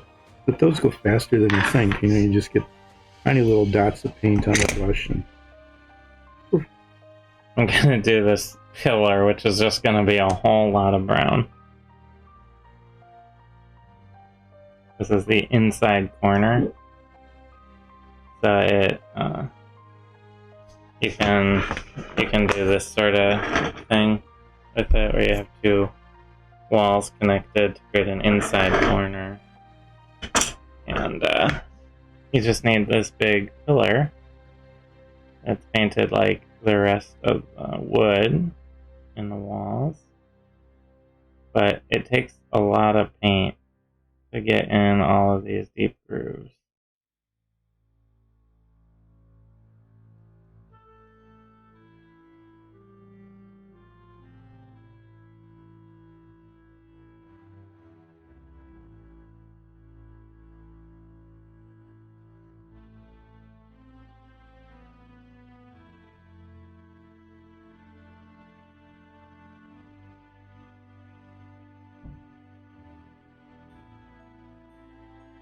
Right, coming along here.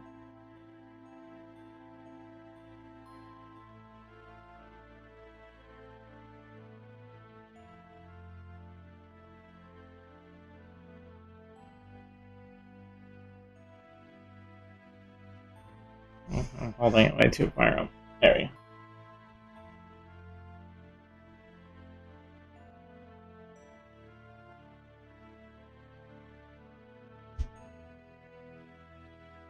A fairly simple part, but you know, has to get done. Maybe I'll tackle these curves.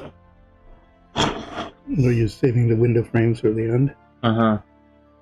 Okay, so much for your do the easiest ones first. Oh, I was silently hoping that you would get to them before me. Oh. Okay. That was my technique. That was your plan. Yeah, is it working? Because you only have one left to do, right? And I have these two curved walls that are going to take a while. And then somebody has to get out a big brush and do all the... Yeah. I'm sure you can do that, right? Am I being too transparent in my plan? No transparency at all. You just said what it was. That is full transparency. Right? No, it's just bragging. It's not bragging. It's I stuck you with the same. It's being honest. I will do them. No, I can do them. I've done them before. Didn't I say that was like my favorite part last time? Yeah, you talked about how much you loved it and how you wanted more windows. Yeah, because it was the sense of satisfaction of getting the window frames not screwed up. Yeah, were you lying about that, or were you being honest? No. No, just that does not answer. Well, you asked a two-part question. I answered one of the parts.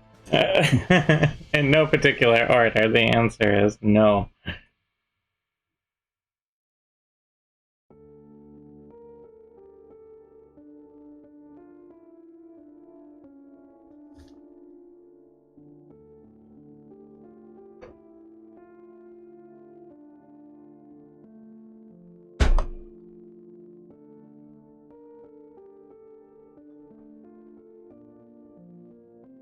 These cameras are actually kind of useful with the little light. Yeah, I found that the ring light on right on the work surface is very nice, really. These cameras we're using, you can see on here, have little ring lights built in to them. When you have them down on your work surface like this, they actually help illuminate what you're doing, which is pretty nice. Pretty nice. How's that going? I don't know. I didn't chew it. Oh. Everybody else says it's pretty good. I don't think that episode's here. Ooh, future knowledge.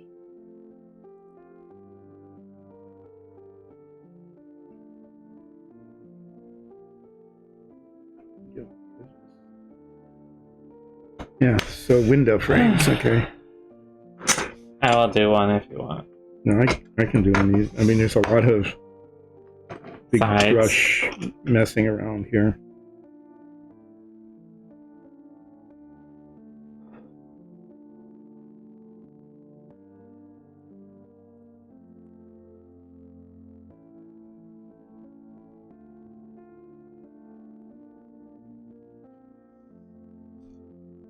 These corners always look so nice once you get the wood painted in. Yeah, the round corners. The rounded corners. The rounded corners are a nice feature.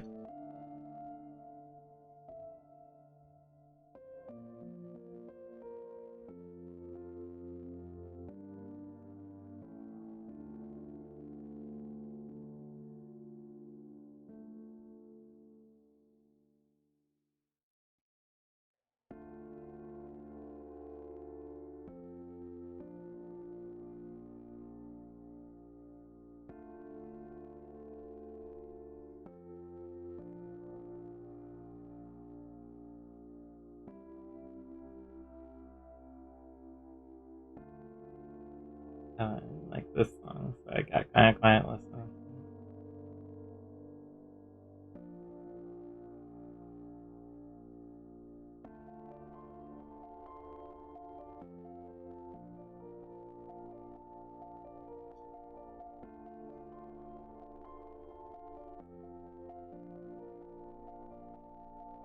Music's a nice feature. Yeah, when I remember to turn it on. Yeah.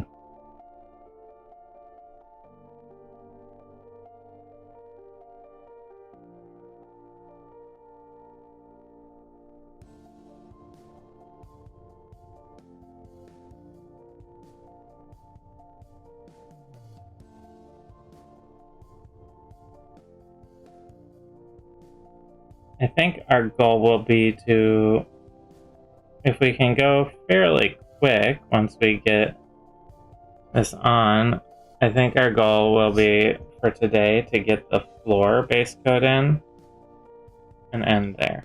We have about 10 minutes. The floors should not take as long. This is like the most time consuming part, and we're doing the last 4. You want to go a little long and get the floors done?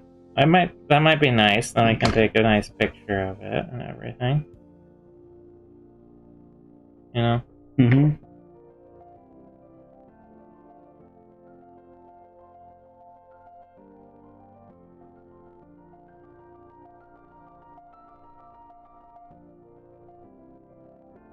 What do you think? Well, sure. I mean, that'll go pretty quickly. I think, especially if we can do like 2-person, where one of us puts the edge in along the wall, and the other person takes a big brush and just finishes it off. Mm-hmm. I don't mind doing the edge on the wall if you want. Yeah, however you think it works. You need to do the edges on all of these wall segments too yet. Yeah. But I think that shouldn't take too long once we get through all of this. If you want, I can start that and leave this last curved wall for you to do. Well, why don't you do that curved wall? Because I have a whole other window to do too. Yeah. So, just keep pushing here. I've only got half of one of the 2 windows done.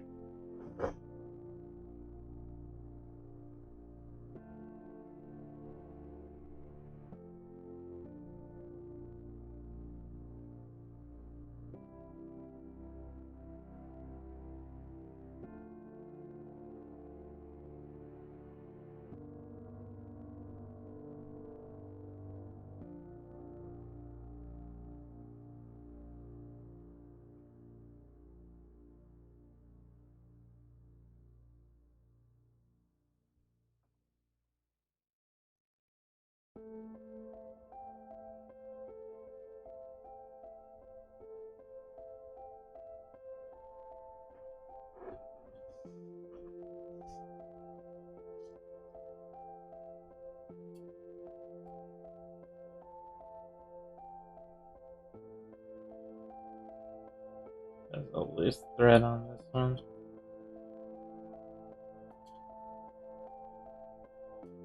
From the printing. Yep. So it made a slight mess, but barely at all. There's just this little spot there, you can even see it. That'll just take half a second once we're doing the cleanup. But, you know, it's one of those things you gotta keep an eye out for when you're 3D printing everything on your own. Sometimes there can just be minor little things like that.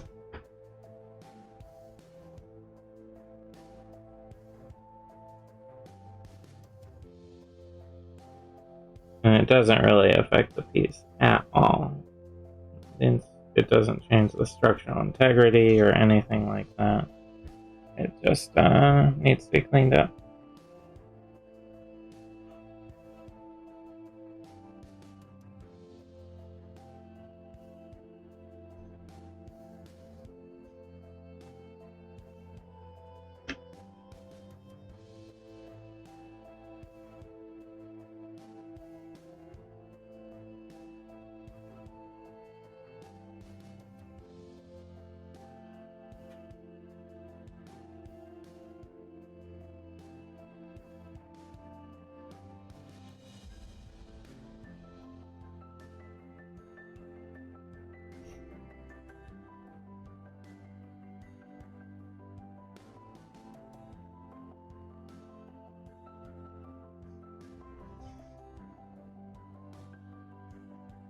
Oops.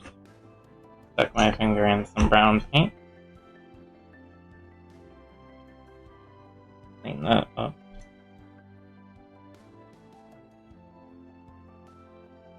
Just happened to grab it in the exact wrong spot.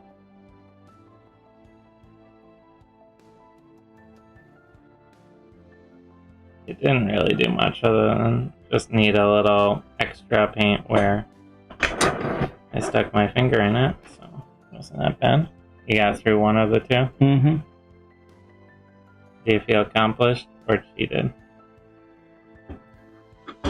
Oh, But I accomplished painting one of them. yeah, but do you feel cheated that I had you do it? No. Not at all. Alright.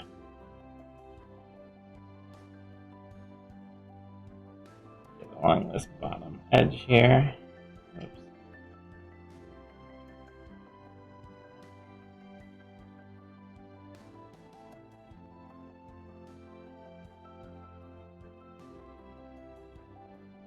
But luckily, it looks like the cleanup won't be that bad. Just a couple tiny spots here and there on the green.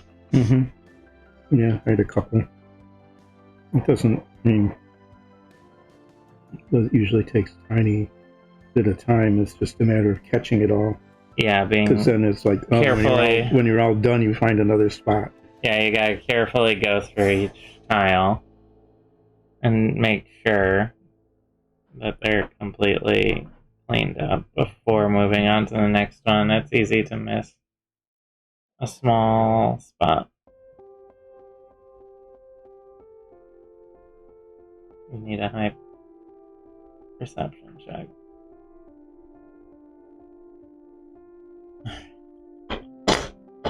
Let those dry. So, what I'm going to be doing now is going through all of these pieces where they're not done on the tops and bottoms and making them look like this one, where they have the brown along the edges. Right. Just talking them through. The viewers at home, what I'm going to be doing. Luckily, this can be done relatively quickly because you can't really splash over all that much. I might even just use a big brush for it. I would just go ahead and use a big brush. Because they're just basically wide open areas that need a lot of paint.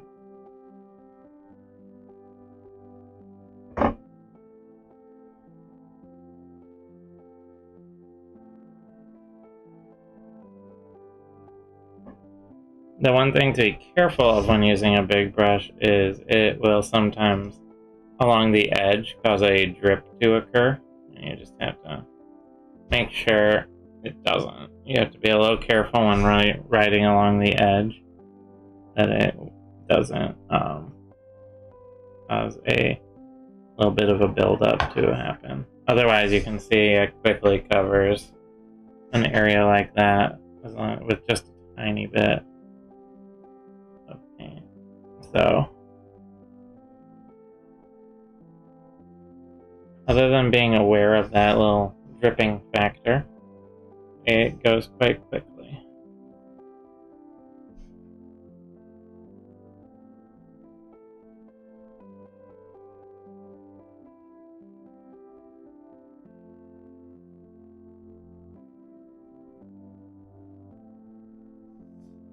Like so. Now this tile only needs a floor.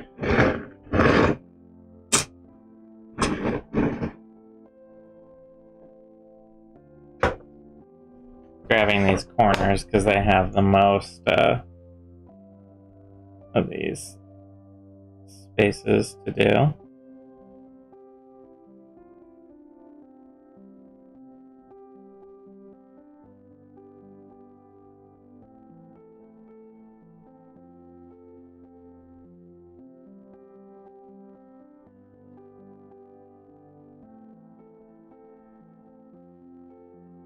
This just really helps finish off the whole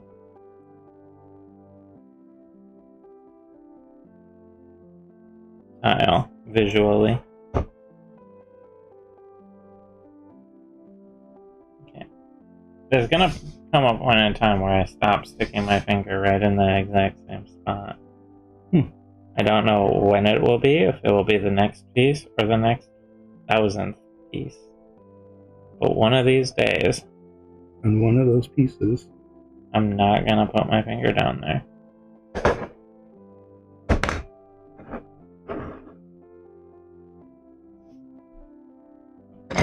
That's quite a bit of surface area because I have to get the insides of the lintels as well, so that's gonna take a bit of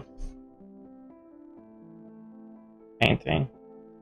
Might actually start with those.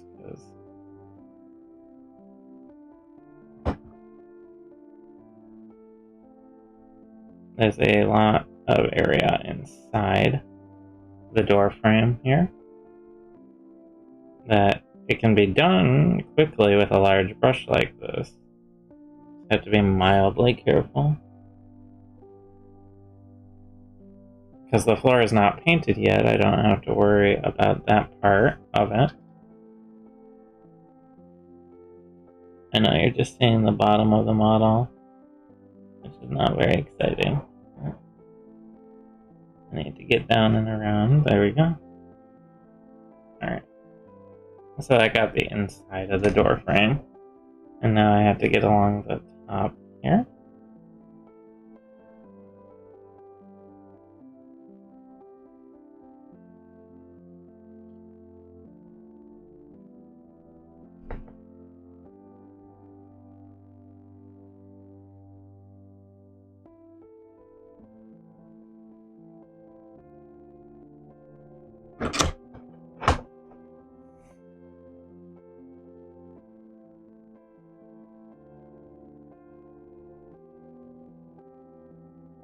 I learned from my mistake, and I'm painting the part I kept sticking my finger in. Glass.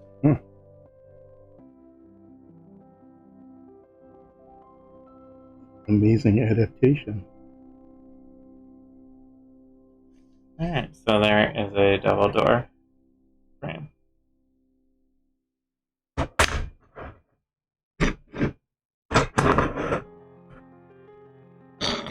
Okay, so I can get out a bigger brush and start doing this stuff too. Or if you want, you can start doing floors. Yeah. We have 4 center tiles you can start with, if you want. Mm-hmm. It's up to you, whatever you prefer doing. Well, why don't I start with the floors? I'll just start diving into those. We're just hitting 5 o'clock now. If I get these done, Then some of those will be dry, and you can slide those over. I can start working on those. That was sort of my thought. You can also do... This guy should be mostly dry, and it's mostly floor as well. Yeah, we'll put on a glove, and because we want to get the edges of these too. Yeah, so you're definitely gonna want a glove for that. I think I can actually use a fairly large brush, even doing the edges. Yeah, as long as I just move it along. What I find actually is helpful is to start a little out from it and move towards it. Yeah, push rather the than start at the edge and move out. So what color did we decide? I think flat earth.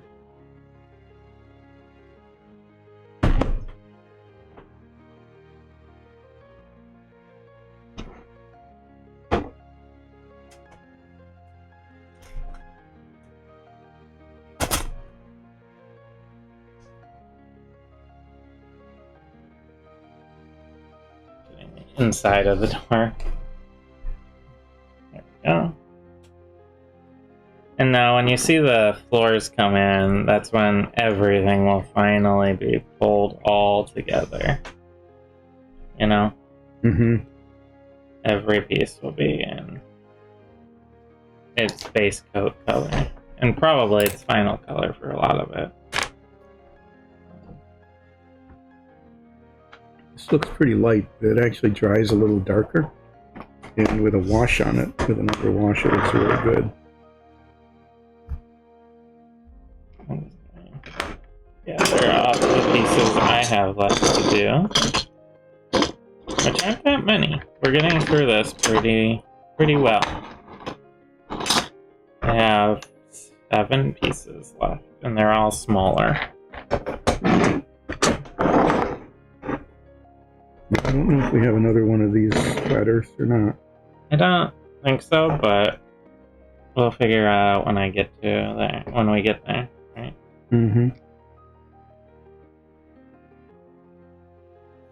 Oh, you can see how nice and quick and easy getting these edges is with a big brush. Goes on pretty smoothly. And I just want to make sure it doesn't have any sort of collecting paint, any dollops that are sort of accumulated. Make sure those are smoothed out. But these go real quick when you're on these smaller ones, like the walls, the single wall.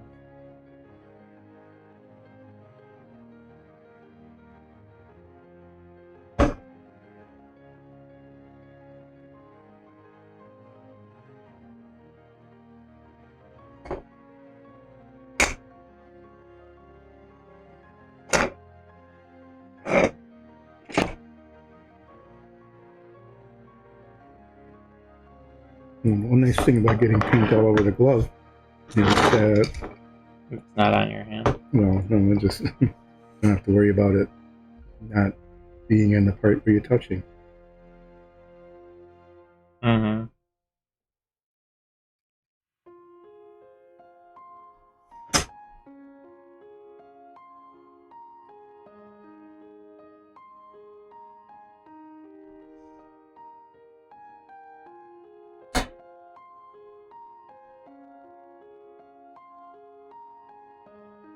These pieces I can paint a little further away from me because I don't really need to be delicate or even necessarily seeing what I'm doing. Oh, when they're these all floor pieces, you mean? The windows look good. Thank you. Since those were done last, I'm gonna get these guys next, and then I'll finish with the windows.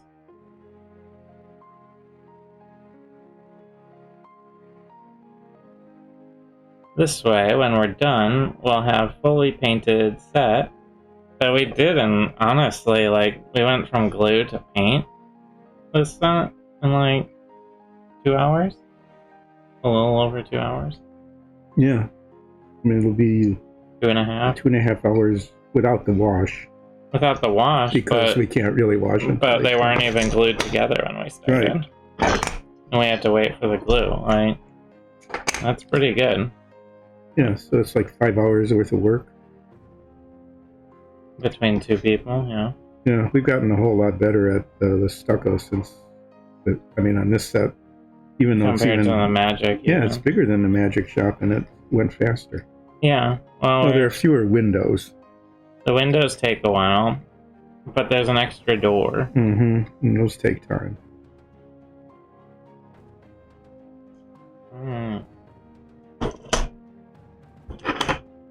And they'll still need a cleanup. I'd say it's probably actually like gonna be more like 3 hours worth of stuff, because the doors aren't quite finished. I have to put silver on them and wash them. Yeah, so another hour from each of us. I'd say it's like a 6 to 7 hour thing. I think the Magic Shop was more like 9. The Magic Shop, well, I think there's also some learning curves that we're working through. We're taking some lessons from the Magic Shop and applying them here more effectively as part of what's happening as well. You know?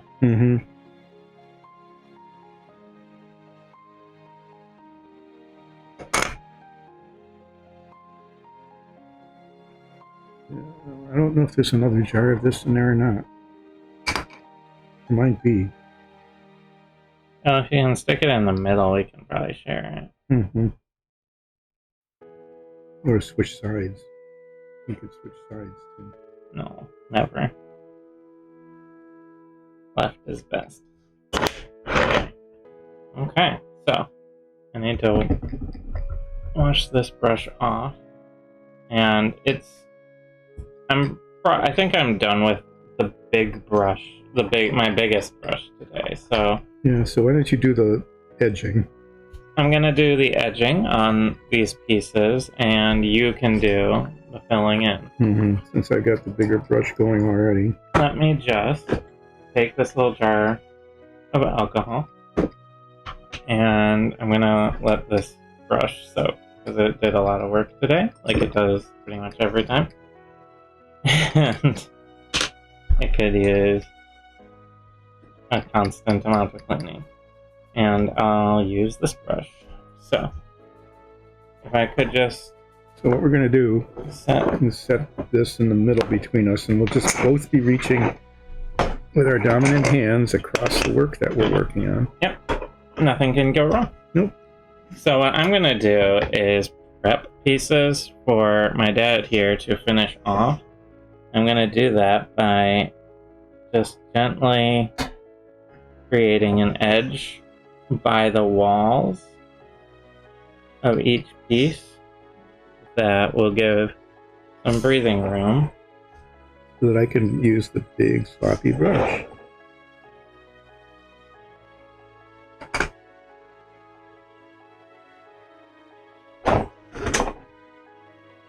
Working in these corners sucks. The corner pieces. Oh, yeah. Square corners are difficult. Yeah, they really are. The round corners look good, but you don't want to overuse them. Yeah, you want to have them. So will that be good for you? Yeah. Okay. So what I'm going to do is start setting each piece as I paint it over next to you. And I'm going to try to bring the work back to the camera as much as I can, considering that I'm reaching way off camera for the paint. But anything for the audience, wherever you are. If you think we should do a different system, leave a comment below. And be nice, please.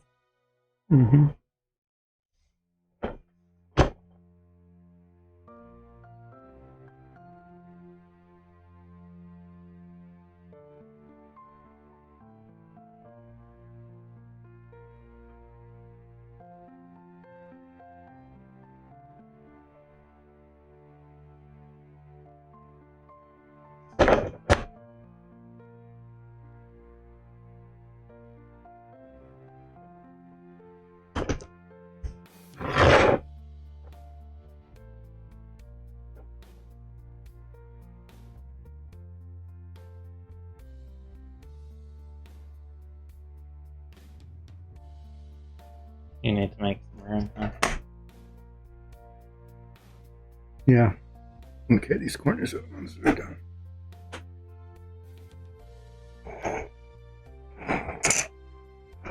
Slide these up out of your way. Yeah. Mm-hmm. Make some space. Actually, what I'm going to do now is, since this brown is dry, I'm going to take the glove off so I don't get goop all over, and I can hold on to it. Yeah, because you're done with Yeah, I can hold on to this part. floor-only Yeah. pieces. Yeah, that'll be much better. You can see how I can work up to where Nikki did the lines without having to worry. As I put paint on with this big brush.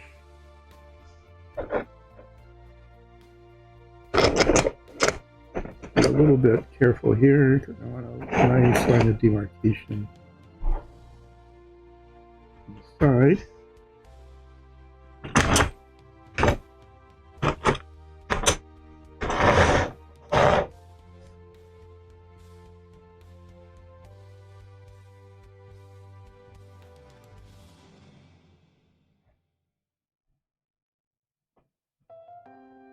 Stack those up over there.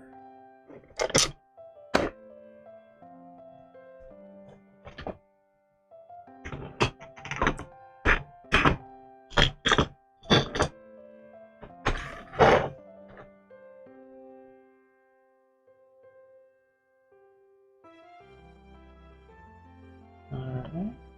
These are going fairly smoothly.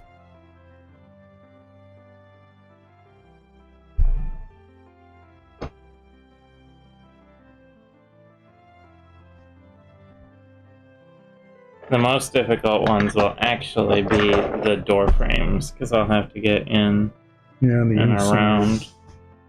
I'm giving those a little extra time to dry before I tackle that. So I am saving them for last, but not for my normal reasoning.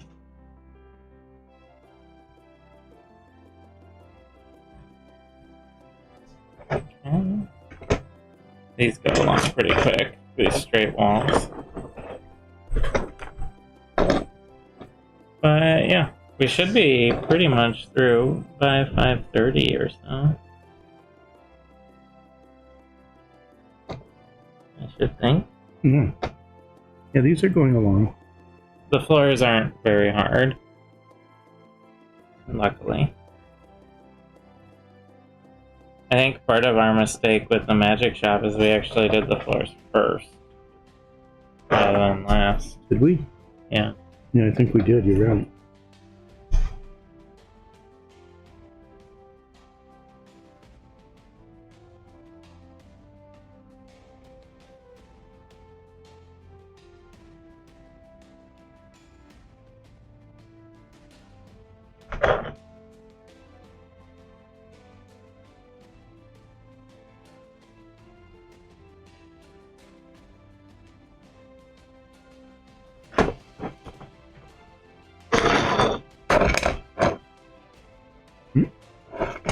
So slightly wet.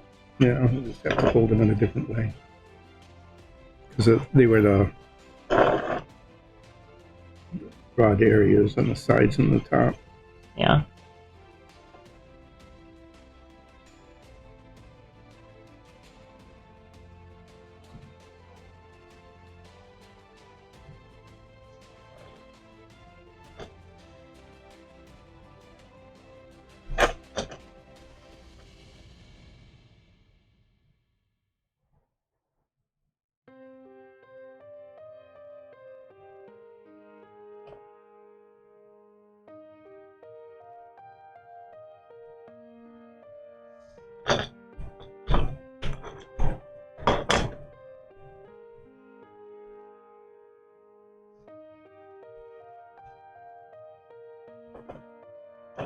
The tangy board. Right? Tangy board. Yeah. That's the lucky board. That's what I named it. Mm-hmm. And then we have so much tanginess.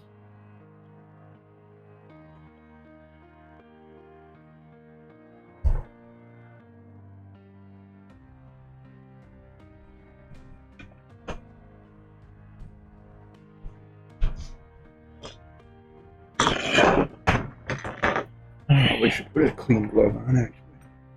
Always good to monitor your gloves, make sure they're not too messy, especially if you're handling the models. Yes, so I'm getting wet paint on my fingers, and it might smudge in the wrong places. This way I'll get on the gloves and then smudge in the wrong places that way. But at least it won't be on your finger. Yeah, well, I've got some finger cleaning to do.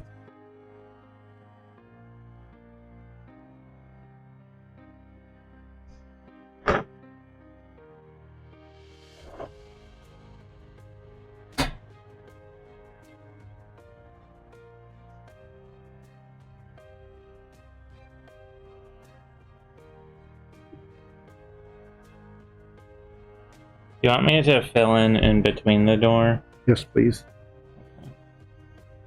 Like, I did the edges, but I wasn't sure if you wanted the Yeah, that floor. would be really helpful because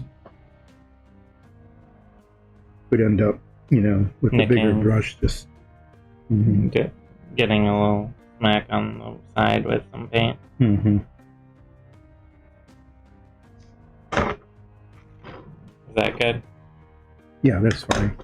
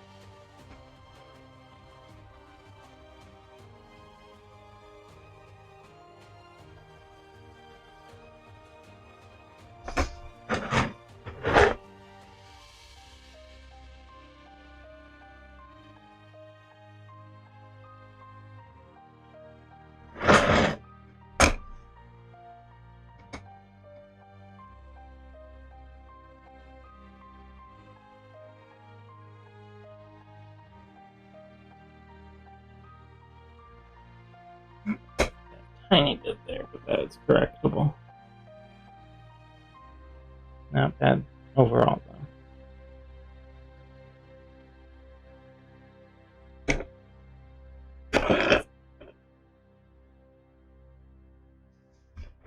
Okay. So that is all of those. Oh, this will take me a little while to finish these. There's no sense messing up another brush. I might put some filter on some doors. Yeah? Mm-hmm. That would be a good thing to do. Grab a cup.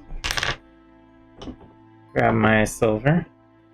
I won't get both sides of the doors done here because it takes a little bit to dry, but I can plop a tiny bit of silver in. Use a nice small brush, and then just get these doors painted up a little closer to how they're going to be when they're done.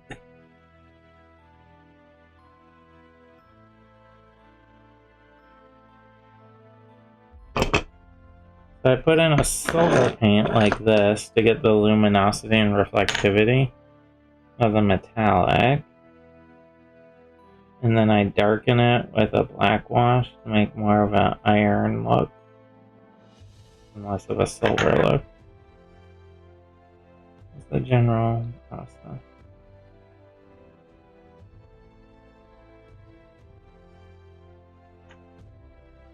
So you can see how much that brings out that metal against the brown.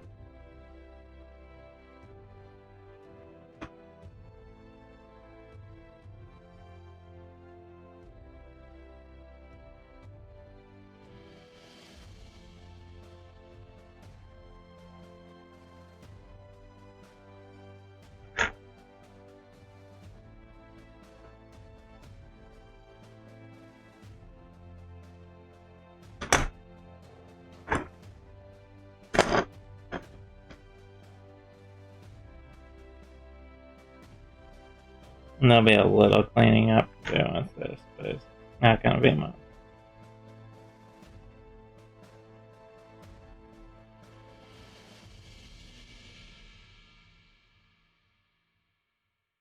Yeah.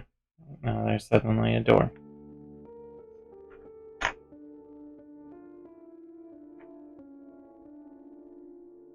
I think we might get through these 3 by the time we finish up. And then we can assemble it and Show it off. Show it off and be done for the day.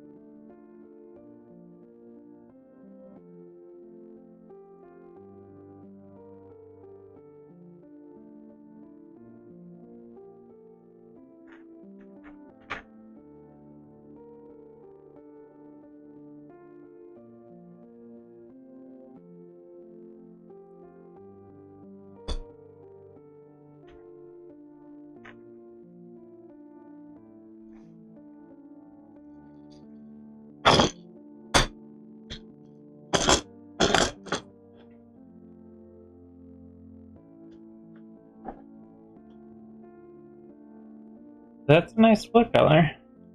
Mm-hmm. Yeah, it's going to look good with a wash on it. Yeah, probably just a light wash. Mm-hmm.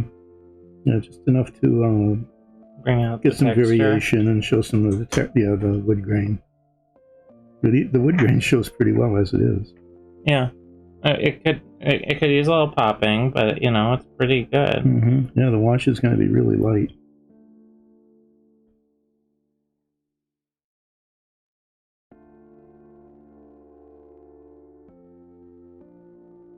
So I'll need to do the same on the other side of these, but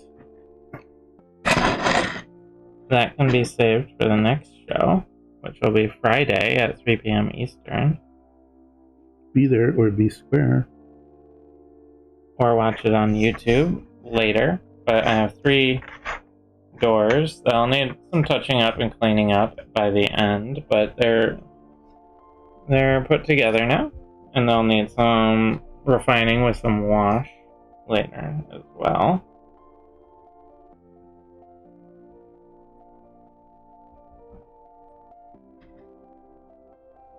I don't think we used this on the floor before. The flat earth? Mm-hmm. We used it for the town set we use on the show. We used it for the walls, and I think we used the flat brown on the floor. Yeah, the really dark brown. Yeah. Pretty sure that's how it went. I'm kind of liking this combination. So, with that in mind, I'm gonna sort of assemble. Take my glove off so I don't get silver on things. Close up this jar off screen. Alright. Pulling this back a little.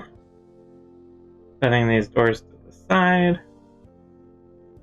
We will have our tavern. So you come in through the double doors that you're putting together.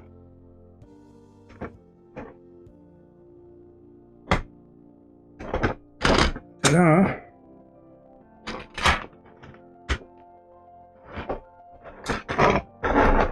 And being magnetized, these hold together quite nicely. Let me pull up. There we go.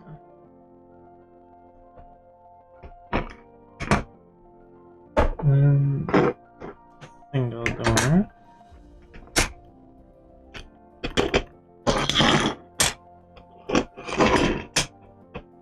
Obviously the floor is a little wet, so I'm going to be careful not to knock that around too much.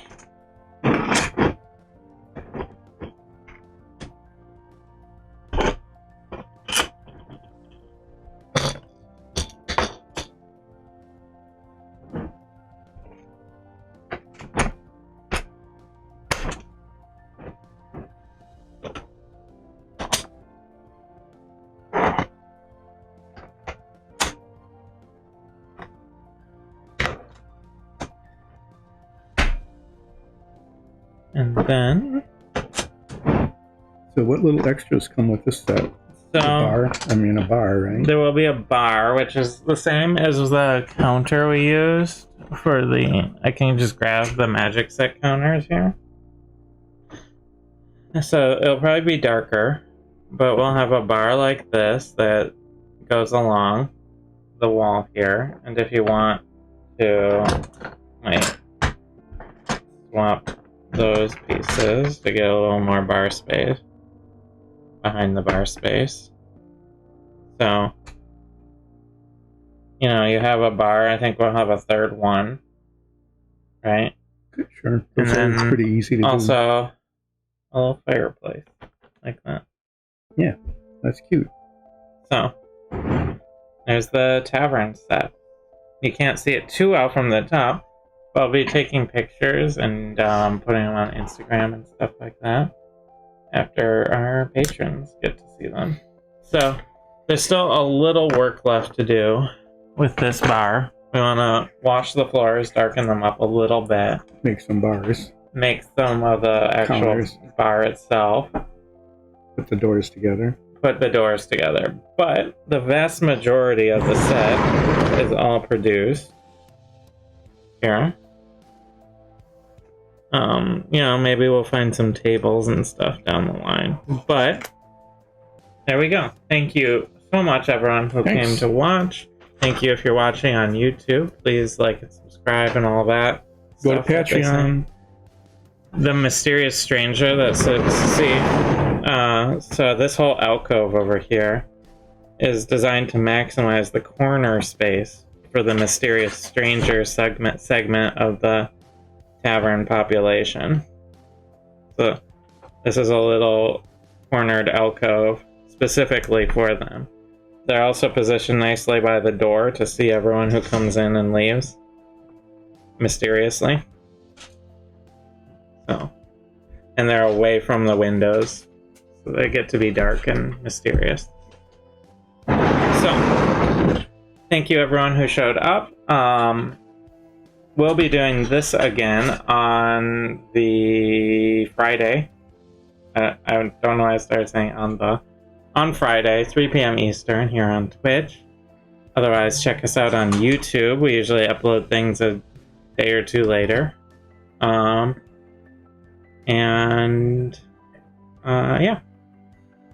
Just thank you.